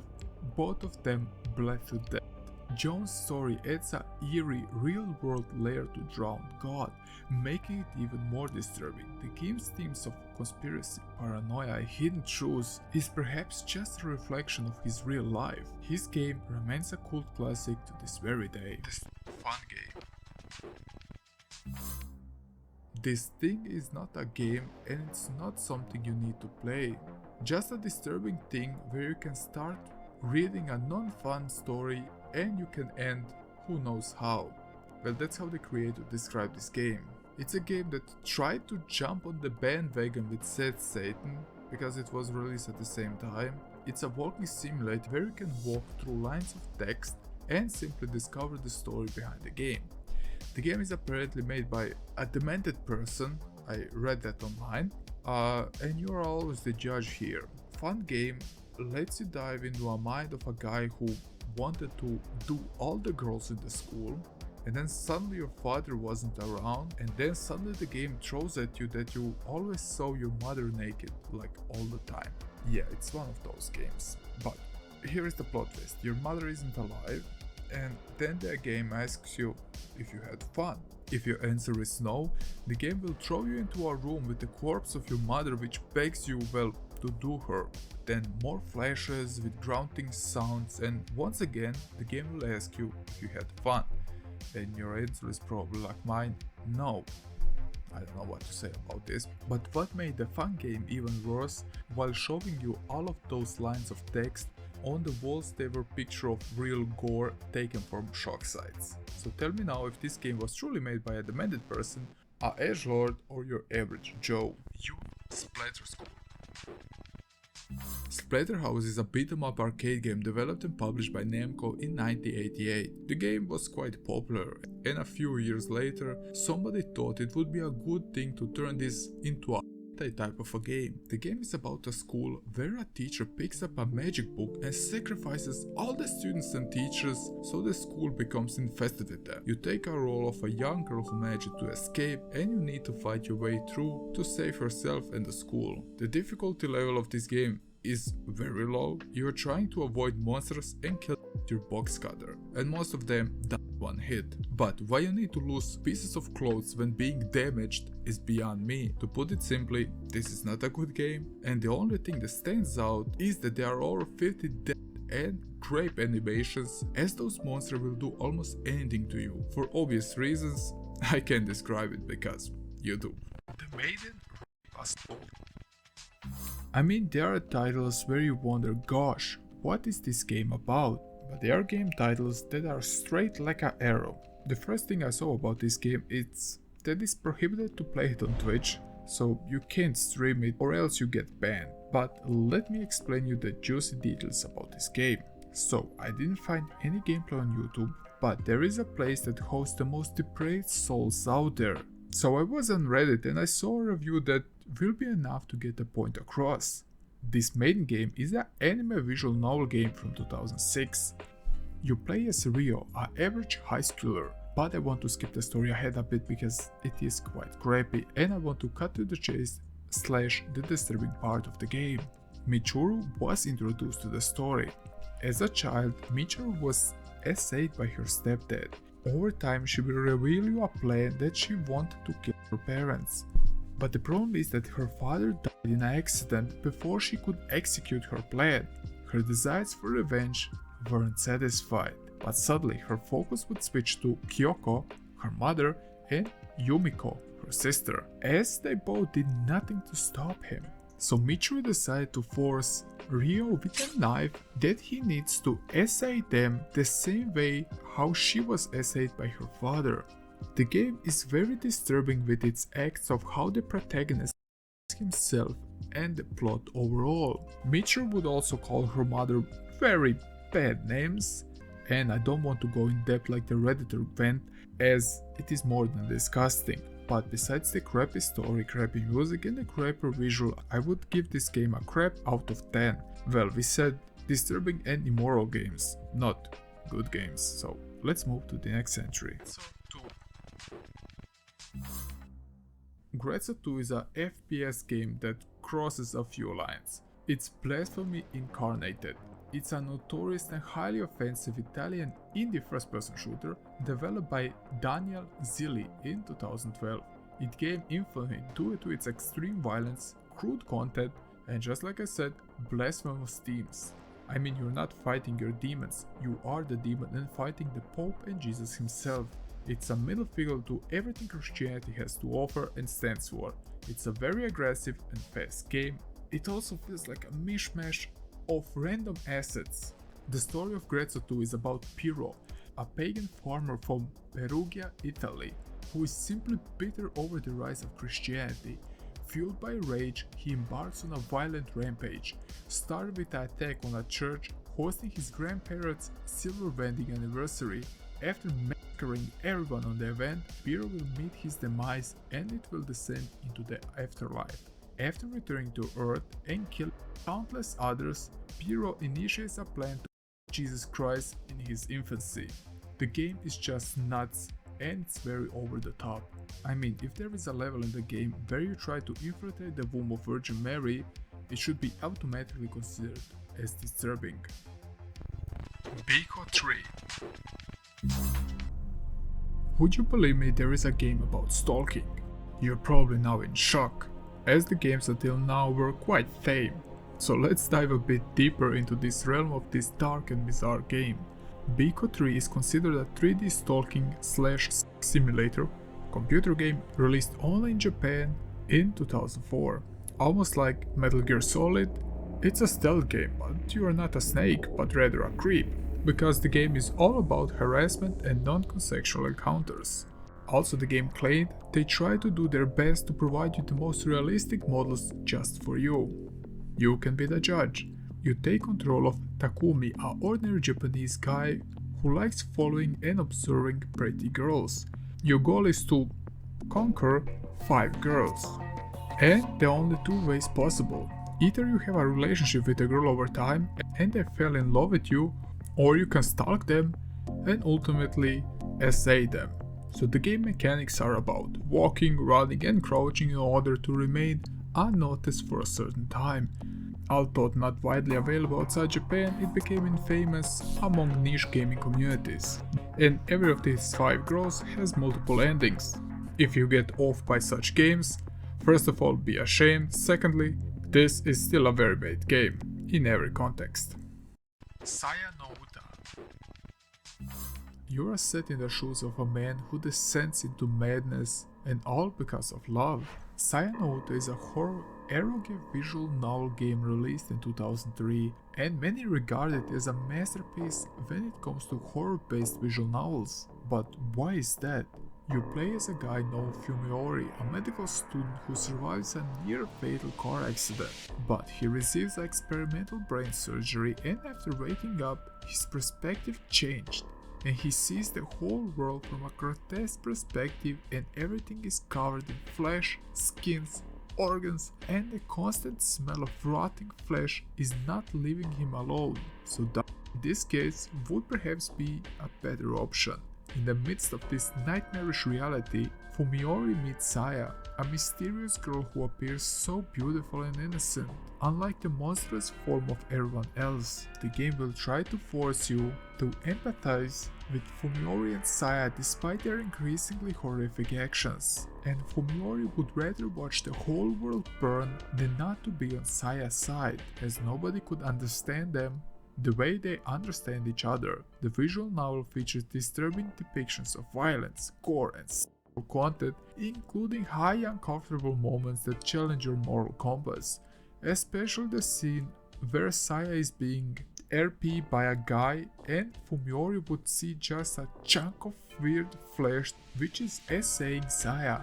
The game doesn't waste your time, the music and the art style do hold up quite well, and the story is top notch. The director of this game, Gen Urobauchi, or the Uro Butcher, was known by few series like Fate/Zero and Psychopaths. Rampage. The Virginia Tech massacre was one of the deadliest school shootings in the US history. It happened on April 16, 2007 at Virginia Polytech Institute and State University in Blacksburg, Virginia. The shooter, Sang-Wei Cho, was a 23-year-old senior at the university who killed 32 people and wounded 70 others before taking his own life. But then, just 1 month later, Ryan Lambourne, an amateur video game developer, decided to release a game on Newgrounds. This wasn't the first time someone tried to capitalize on such events. VTech Rampage was created to be as an offensive game without redeeming value. It was loosely based on these events. The game's dialogue, much like my videos, have occasional grammars or spelling errors, and it's riddled with obscenities, insults, racist terms, scatology references, and even offers sex for female characters in exchange for their lives. Family of the victims, media outlets, and politicians all condemned this game, saying it was tasteless, disrespectful, and even harmful to survivors, and that the game glorifies a very tragic event. But Ryan didn't care. He even added to the controversy by offering to remove the game if he received $2,000 in donations, and for additional $1,000 he would even apologize. About the game itself, it isn't anything to write home about, as it was a game made by one guy in 1 month. Dustmania Grotesque. Dustmania is a guru hentai, and please don't Google these terms now. Dustmania Grotesque is a Japanese visual novel developed by Belly-sama, and it was released in 2009. The game centers on Chiharu, a research institute employee who awakens in an unfamiliar facility, restrained and unable to move. She soon will encounter Kobaki, a younger girl in a lab coat, and Gonzo, a senior researcher who had disappeared months prior. These individuals will subject Chiharu to a series of gruesome and unethical experiments. From my research, I found the game was pretty cheaply made and it doesn't have a good story, but why did I include it? Because the game dives into operations and all sorts of things related to the medical area. It delves into extreme body horror and non-consensual acts. Battle Paper. Who does love to play a fighting game with your best buddy, simply relaxing and beating the living shit of each other? but there are some fighting games that can be a bit hot to handle. This battle game was developed by Illusion, a Japanese studio known for creating provocative and adult-oriented games. It's a fighting game similar to Soul Calibur, where you have different characters, each equipped with some type of a weapon. But what makes this game quite unique is by smacking your opponents, you're actually making them lose their clothes. So basically the point of the game is to undress your opponent. Even though the game is a bit obscure, that's not disturbing. I mean, they are just a bunch of naked anime girls. But hold up, because there is a bit more here. They also included something like a fatality mode in this game. Well, you need to grapple with your opponent after you finish the fight, and I hope you know what I mean by this. So when you finish the fight, you have to play many sorts of minigames where you're given a damage and a time meter, and your point is to do as much damage to your opponent by having a close encounter with them against their will. I hope we don't need to discuss that, this is very wrong and sick. Muslim Massacre. Muslim Massacre, the game of the modern religious genocide, is a very controversial game made in 2008 by an amateur video game developer and by a former Something Awful forum member. The game sparked widespread backlash for its hateful premise. It's a top-down shoot-em-up much like Hotline Miami. But unlike in that game where you unleash your anger on mobsters, you're on a bloody quest to kill all the Muslims. In the words of its creator, you take the control of American hero and wipe out the Muslim race with the arsenal of the world's most destructive weapons. Is this game in bad taste? Yes, very much, but many of the games on this list are, almost everyone breaking some rule, but a game that glorifies genocide is definitely not good in any way. I don't wanna dive in any politics and how the game made a few headlines, but it was quickly scrapped from the internet. I don't wanna clickbait with this title at all, because this is a real game somehow. Kill Effect is an extremely controversial indie game developed by Skladic Games in 2015. It was briefly available on Steam Greenlight platform before being swiftly removed due to the outrage from public and gaming communities. It is marked as a LGBTQ game that encourages to shoot gay and transgender people to earn points. Please be aware to not hit any straight targets, as it leads to minus points. We also need to add that you will hear all of offensive things you can expect from a game such like this, from things like "can I put my wiener into your bums?", "straight pride", or even "whoops, I dropped my soap". The game was banned on Steam because of threats of violence and harassment and inappropriate offensive content. Sadly there isn't much to talk about here, and I don't want to give this game any more airtime than this, so let's move to something interesting. Push. I am breaking the rules here, and if you don't like it, you can go nuts in the comment sections if you want. But here are two games under one entry. Quest for Saddam and Quest for Bush are politically based FPS games developed during the period of international tensions, with each game portraying controversial narratives that reflect the real-world conflicts. Quest for Saddam was developed by Psycho Software and it was released in 2002. The goal was simply fight Iraqi soldiers and eventually kill Saddam Hussein. The game was also made in the Doom engine. Now, the Global Islamic Media Front, aka a propaganda organization, decided in 2006 to switch up the assets, and suddenly the game was about hunting down Bush. The environments and the enemies were adjusted to align with their extreme ideology, turning into another piece of propaganda. Now you know why I pushed these two under one entry, because they're both the same game with just switch up assets. They're both bad games and not worth talking about, besides being on this list about disturbing and immoral games, as those two games try to create more tension between those two nations. Once again, we dive into the story of the Columbine shooters.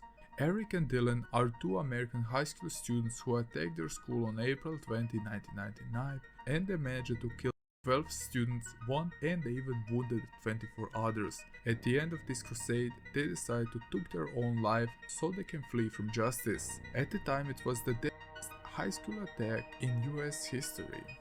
But if you didn't know, those two were also quite a fan of a certain game that was released around that time called Doom. Especially Eric, who even created a website where he posted all the maps he created. USC Labs was a custom Doom 2 map created by Eric Harris. This VOD featured only 2 levels, Map 1 Entryway and Map 2 Underhalls. It was developed in the mid-90s before the tragedy.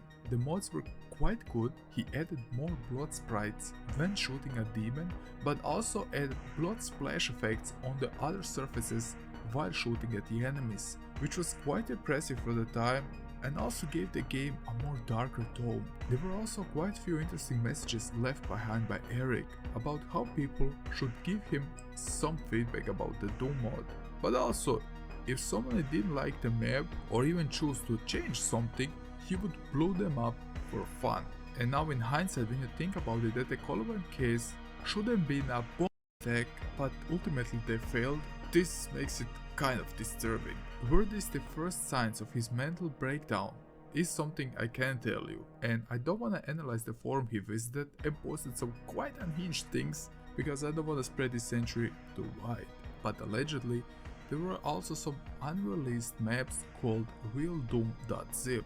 This is suspected to be the maps where Harris and Eric would recreate a school which served them as a bootcamp training for the events that happened, but allegedly it was confiscated by the FBI, and correct me if I'm wrong here. Simulator 2015. Simulator 2015 is made for purely shock value. Now, I don't need to tell you that Muhammad is regarded as one of the most sacred figures in Islam.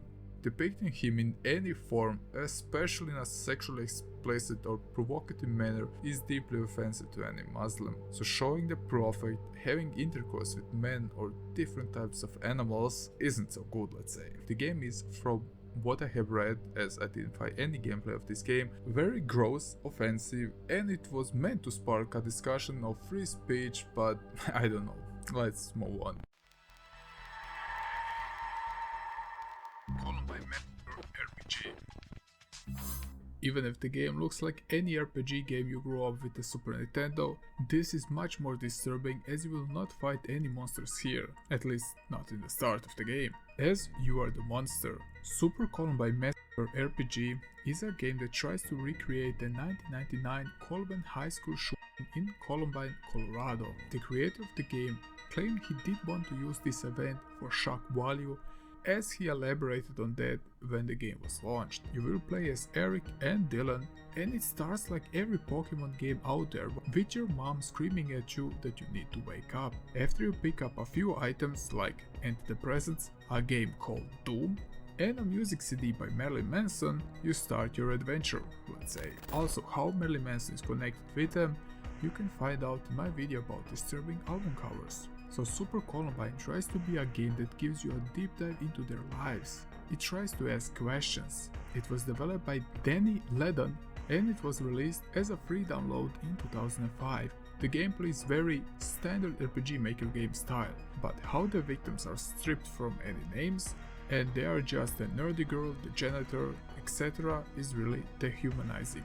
Super Columbine also features real footage which gives me the chills. From crying friends to family pictures of the victims. Because Dylan and Harris took their lives that day, the game will not end there because you will wake up in hell and you will need to fight your way against Doom sprites and you will even encounter Mega Man, Pikachu and Satan himself, who is straight out of South Park. Then he claimed that the game was intended to be a social commentary on media, violence in video games and the factors that contributed to this tragedy. He also stated he didn't want to glorify the event. Is this game deep, or if it was meant just to push buttons, I let you to decide, but I wanna go to the next entry as we have plenty more to talk about.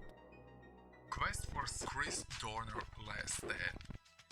Fortune once again managed to bring something disturbing to our table. This time was a Doom mod called Chris Dorner's Last Stand. The game would follow Christopher Dorner, a former LAPD officer who was fired from the police force. He launched a revenge rampage targeting his fellow work buddies, and he managed to kill 4 people and injure many others. Donner published a manifesto criticizing police corruption and racism. The manhunt ended with a standoff in a cabin near Big Bear Lake, California, where Donner died after the cabin was set on fire during a police assault. And this Doom mod is just about that. But the game is very brutal as you're fighting against the police, with a certain Busta Rhymes song playing in the background, and you know exactly which one I mean. And also, for whatever reason the corpses of the police officers started to go up in flames over time, and he's portrayed as an anti-hero. They compared him even with Rambo. There is plenty of fantasy mix in this game too, because Terminator shows up at the end of the shootout, and the only way to regain health in this mod is to eating through buckets of fried chicken from KFC. I don't want to dive into the case itself too much, there should not be a game around this, and definitely not portrayed in a tasteless manner like this was. Megabytes. Megabytes is one of those games, and it was made by the creator of Euphoria. It's a notorious Japanese visual novel developed by ClockUp and released in 2015. Like many of these titles, it's known for its grotesque content, exploitation and psychological horror. If you want to play any of these games, you have to be completely desensitized to explicit content, because there isn't any other way to play this. So here is a disturbing scene from the game. A crowd of very wealthy onlookers surrounded a young girl stripped to a table, a roulette wheel, labeled with body parts. With every spin, they will choose one of her body parts. A left ear, right leg, left breast or right eye. Each is gruesomely removed while the girl screams. It's depicted in vivid and unsettling detail throughout text and art. And when this isn't even enough, you can also include pigs into the mix. And the list goes on here. It's considered one of the most graphic and controversial titles out there. But you probably knew more about this game than I do, so let me know if this is true or not. But what I can tell you right now, due to its extreme content, the game remains largely underground and there aren't almost any official releases of this game. Extravaganza. Okay, can we finally stop with the inspired games? Well, let me think about it. No? First of all, I regret researching this topic, and precisely because of that, it's a perfect fit for this list. Now, I didn't find any gameplay, and I didn't want to download the game as the whole site looked very suspicious. So you're stuck with images for this century, or I will add some random gameplay, I don't know yet. Extravaganza is also named The Girl Who Loves Bugs. It's a Japanese visual novel developed by Black YC, released in 2006. The story is about a young girl with a strange and unhealthy obsessions with insects. She is not only fascinated by their physical appearance but develops a deep, almost unnatural affection for them, if you catch my drift here. Now, despite all of the wild things that happen there is a particular scene and a grotesque creature who decided to attack her. It had a rotten stench and it had numerous slimy tentacles. And let your imagination run wild here. And let me add just one more quote from the game to wrap this up. There was a little girl giving birth lying on a solid floor without anyone to help her, too powerless to resist anything. She was just treated as an ordinary tool. Only one duty was forced upon her, to be a seedbed. Being confined in a dark room, she lost her family, her friends, the normal everyday life she lived, and was deprived of everything else she ever had. Euphoria. Euphoria is a visual novel developed by ClockUp. The game was released in Japan in 2011 for the PC, and it features it all. Things you don't want to see or hear on your screen. I could now start explaining all the things, but like again, I try to keep it to a minimum because our friend YouTube here, but it's a love story smeared in feces, and I mean this literally. So you wake up in this white room, and the only way to get out is to choose one of the girls, and where you need to insert your keyhole inside the unlocker or you die. The problem is that your key lock is your the unlocker is the woman's flower, and that's the basic premise of Euphoria. You will do many depraving acts upon these girls. You will treat them almost like objects and not human beings. You will use syringes, bond them, wipe them, and use them as human toilets. There is also a cult involved, and it's freaking gross on so many levels. A small spoiler here, your protagonist is actually enjoying all of this, and he becomes more unhinged over time. But here is another plot twist. One of the girls finds this quite enjoyable. It strives for shock values, but it tries to give you a deeper story and gives you an emotional bond with those characters. But I think I paint quite a picture here. And there is even an anime adaptation for this if you want to check it out for whatever reason. Ethnical Classic isn't just a crappy first-person shooter, it's a crappy first-person shooter developed by racists. Well, I think this would sum up this game quite right. We have another game made by a special group of people. A moment better to say. You are controlling a young guy called Will, a skinhead trying to clean out a neighborhood of all non-white people. It's a 2002 first-person shooter produced by the National Alliance and the American White Supremacist and Neo-Nazi organization. The game was also released on the day Martin Luther King died.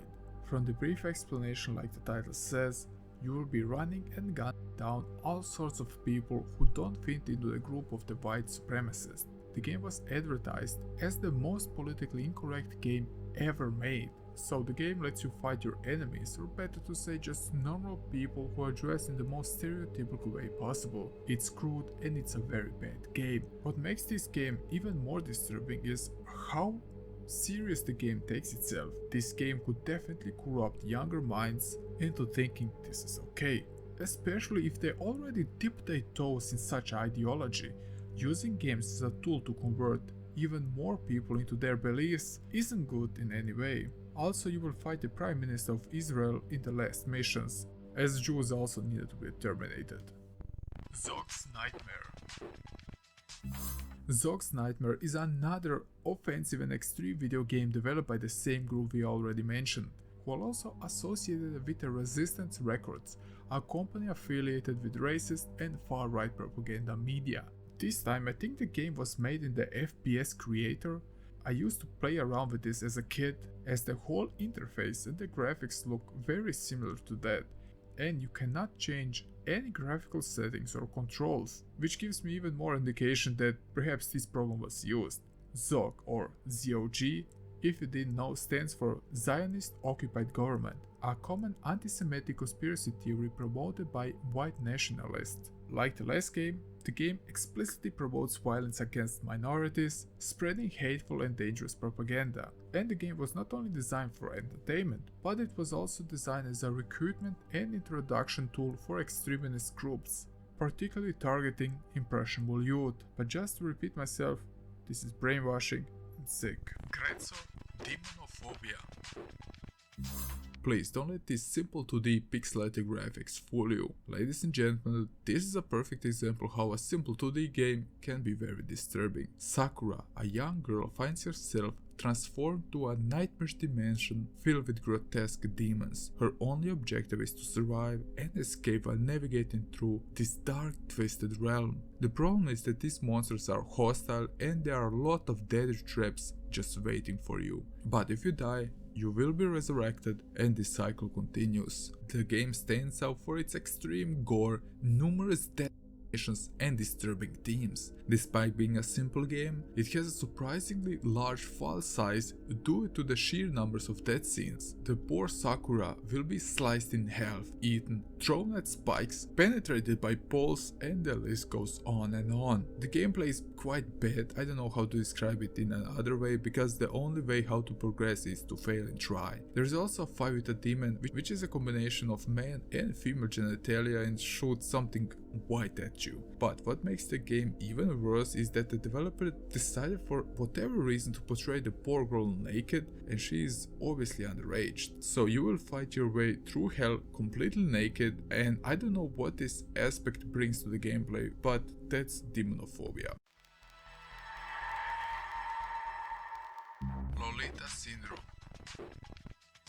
Lolita Syndrome is a Japanese adult computer game created by Katsumi Mochizuki and distributed by Enix. Yes, that Enix. The game takes place in a house called Mansion Lolita, where naked underage girls are locked in and need to escape. That, upon entering the game, you can choose 5 doors with each presenting unique challenges. For example, in the buzzsaw room, the young girl is strapped to a table as a circular buzzsaw is inches from her belly.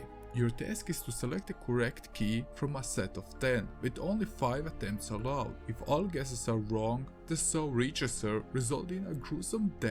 He bursts into a fountain of blood and guts. If the player succeeds and frees her, she removes all clothing for you, so no matter of the outcome, you lose anyway if you're a decent human being. One more game we will touch upon is the human dart room. So the girl is bound to a dartboard and you must throw darts at her. The outcome is determined by randomly assigned numbers with a win or lose based on your selection. If you succeed, once again the girl will remove her clothes, and if you fail, she gruesomely explodes and dies.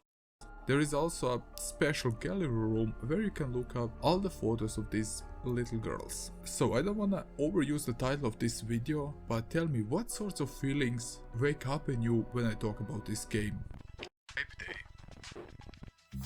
This game was meant with the intent to disrespect women, but thanks to God it was cancelled. It is an indie adult visual novel developed by Deskplant, originally planned to be released in April 2019. The narrative of the game centers around a serial killer and a rapist. Because there is a zombie apocalypse going on, he simply decided to commit SA and to go on a killing spree. But the game scenes were rendered in 3D and it reportedly had over 7,000 words and 500 images. A warning on the game's Steam page marketed the game as having mature topics including SA, necrophilia and incest. The developer defended this project as a form of dark comedy inspired by horror literature, psychological thrillers, and arguing that most people can distinguish fiction from reality. The game sparked also quite controversy online, widespread petitions called for its removal, and despite removing the baby murder scene, and I also found out that in 2020 The Independent, a British news portal, listed this game as one of the most controversial video games of Replay. Replay is a highly controversial and disturbing Japanese video game that was released in 2006. It gained notoriety due to its explicit and deeply unsettling content. Why? Well, it's in the name. It's an adult-oriented game that centers around a male protagonist who stalks and assaults a mother and her two daughters. Once again, made by the studio Illusion, so you play as the most depraved people out there, a stalking raper. It can't get any worse, am I right? Well, it actually does. There are 3 girls in this game, the 42-year-old mother Yuko, 17-year-old Aoi, and also there is the 12-year-old Manaka. And the things you can do to them are, well, quite unsettling. You can impregnate all of them and you can choose to improve different attributes, and there are many like RPG like systems there in which I don't want to get into.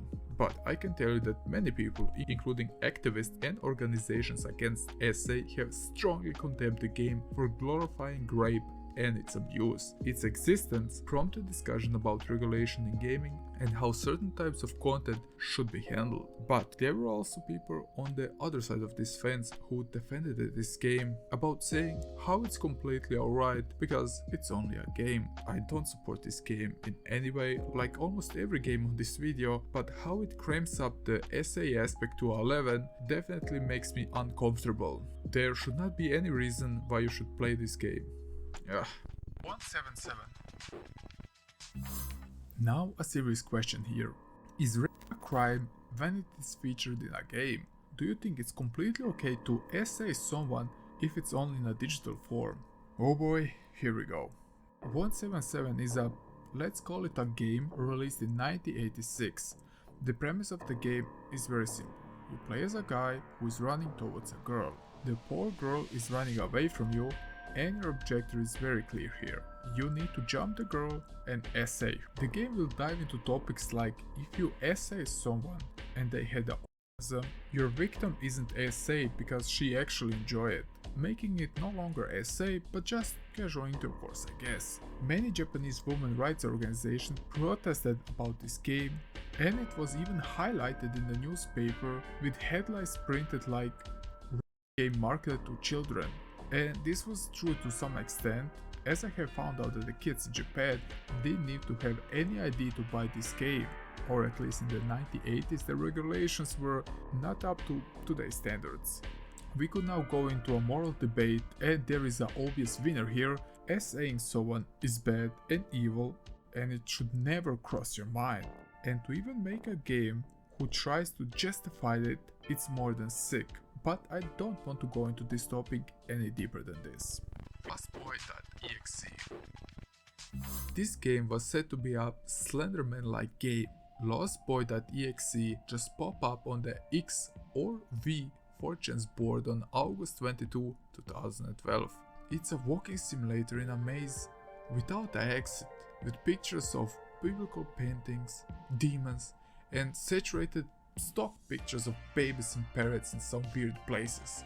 I don't know the explanation for that. There are no enemies, no jump scares, and there is only an unsettling track playing in the background. That's not the disturbing part of this game. The disturbing part of this game is that it features a backdoor RAT file or a remote access Trojan.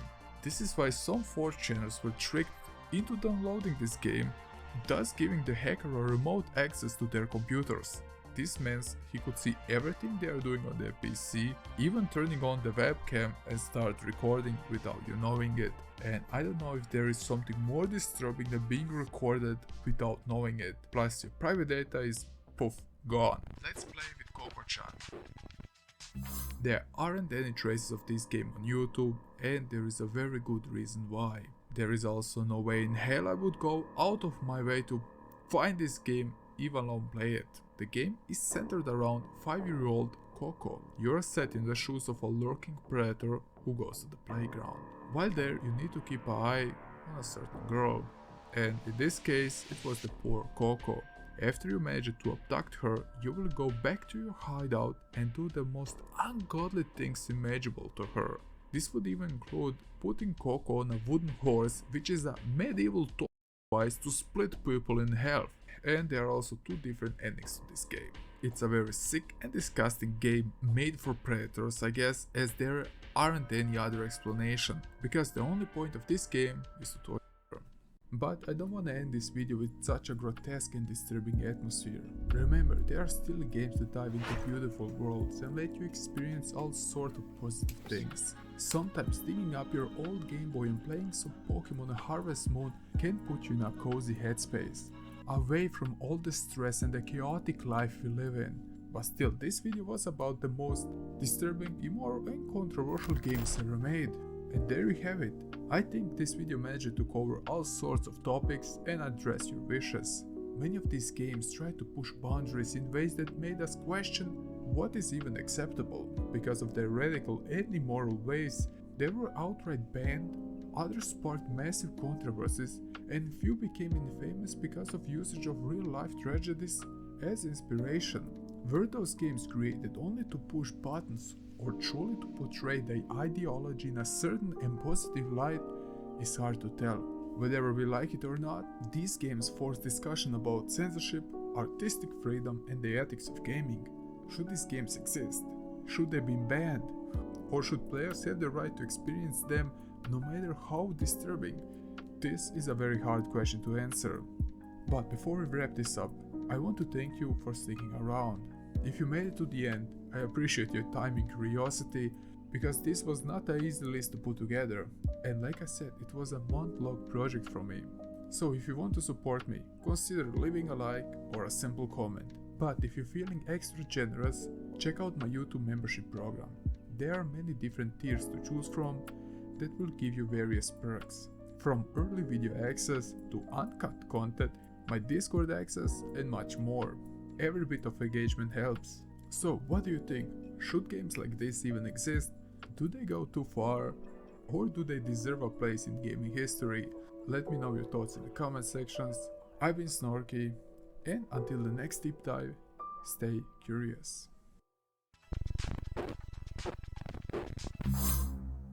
Garfield's Armageddon Prophecy. Discover the true meaning of life with Garfield. Explore doom-filled prophecies with a fat orange cat, and only Garfield knows the way. Darkwood. Darkwood is a top-down survival game that managed to fly under many radars. Bizarre and dark game with a folk vibe to it. Little Nightmare is a puzzle platform horror game. You play as Six, a small girl in a yellow raincoat, trapped in a massive surreal underwater structure, and this surreal world is populated with many grotesque and monstrous beings. Acephalic, content warning because there is blood, gore, sacrifice and adult videos in this game, plus the noises of the game will destroy your ears. Play with cautions. The Pain Station. It's an experimental arcade game where physical pain is inflicted on the players who are playing the game.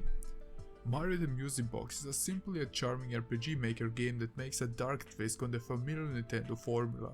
It's like Corpse Party, but it's a Mario game with an adult twist. Agony of a Dying MMO. Explore a dead MMO game in PlayStation 1 style graphics. It's eerie, it's ominous, feeling of isolations are very prominent in this one. Blue Sand is a very sad story about someone who struggles to understand his past. He finds himself in a weird world with plenty of familiar faces around him, and the silent despair will take him away from the real world. Don't die, get out, and remember, you will dig up graves, talk to the dead, and try to come to peace. It's quite a nice and niche game with a chilling atmosphere. Artificial Girl 3 is a Japanese game by Illusion, and we already established who Illusion is.